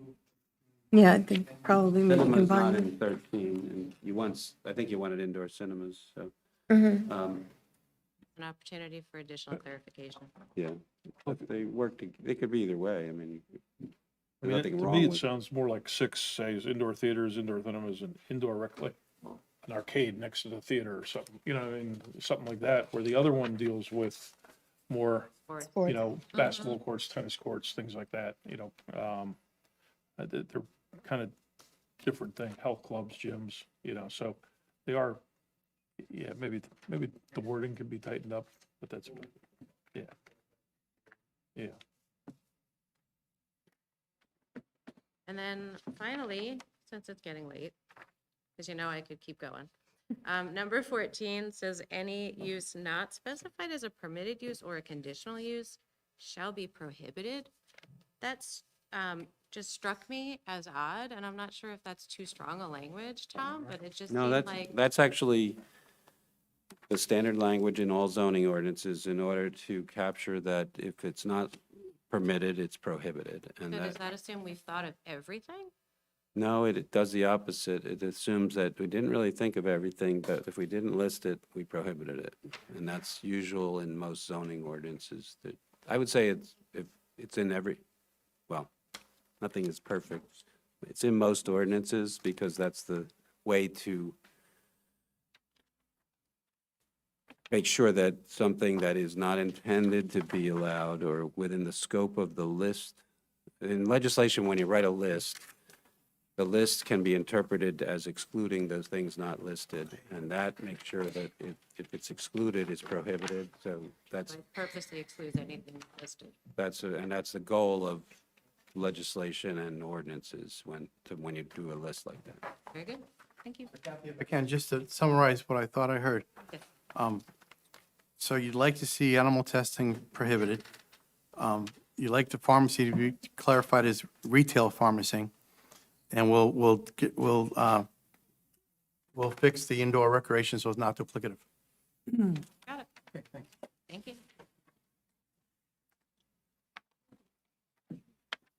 So if the board is interested, well, I guess we should make sure there's no one else that wants to speak. I think everybody who was in the room actually hit the microphone at one point. If the board is ready, you could make a motion to recommend the proposed ordinance as recommended by the subcommittee with the revisions discussed this evening by Ron to the Township Council for consideration for possible introduction by the Township Council. Is there such a motion? I'll make the motion. So moved. Second? Roll call. Councilman Dean Blumetti, Yes. Jeanette Burke, Yes. Vice Chairman Ron Day, Yes. Christine Dunbar, Yes. Bill Enright, Yes. Justin Canellis, Yes. Angela Cassie, Yes. Chairwoman Celeste Luciano, Yes. Ernest Reichstad, Yes. Peter Sky, Yes. Mike Sylvester. Yes. Okay, perfect. So, personally, I'd like to thank the subcommittee again for their work on recommendations for proposed changes to ordinance 18-4.31A. And I'd also like to take a moment to draw special attention to this type of work and what we've done right here, right now, because it's this that allows us to be effective stewards for our town.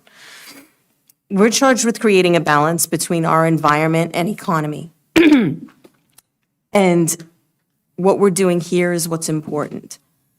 I truly hope anybody who's listening, understands that we share, I know a lot of people had mentioned at last meeting that Sparta is special. We share that belief. We as a board understand that, and we don't take our responsibility for granted.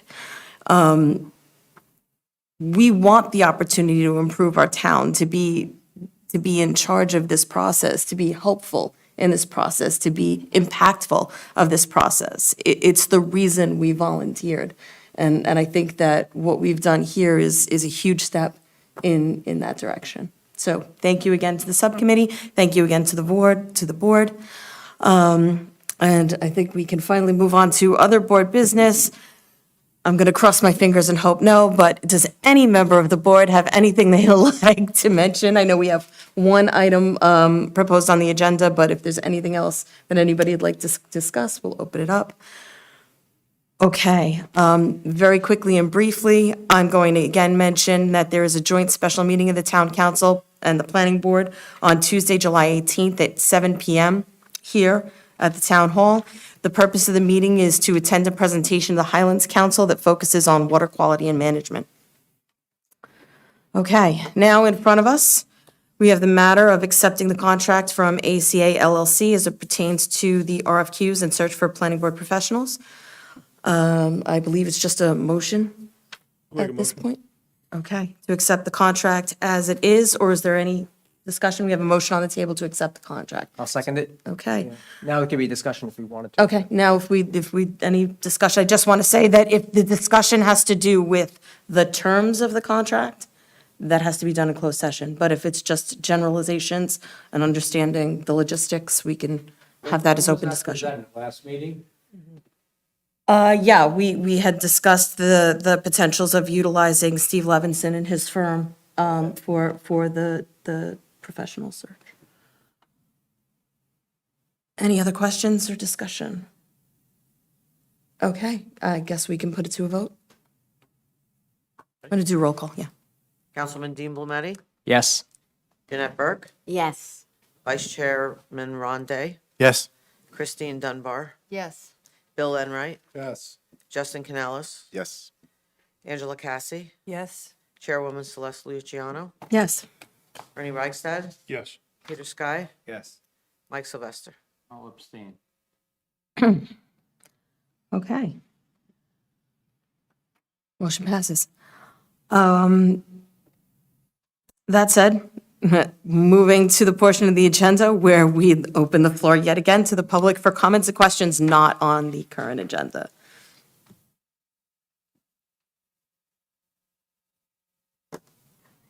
No? Okay. Last point, the board will be entering into executive session this evening to discuss pending litigation. Mr. Collins, if you wouldn't mind.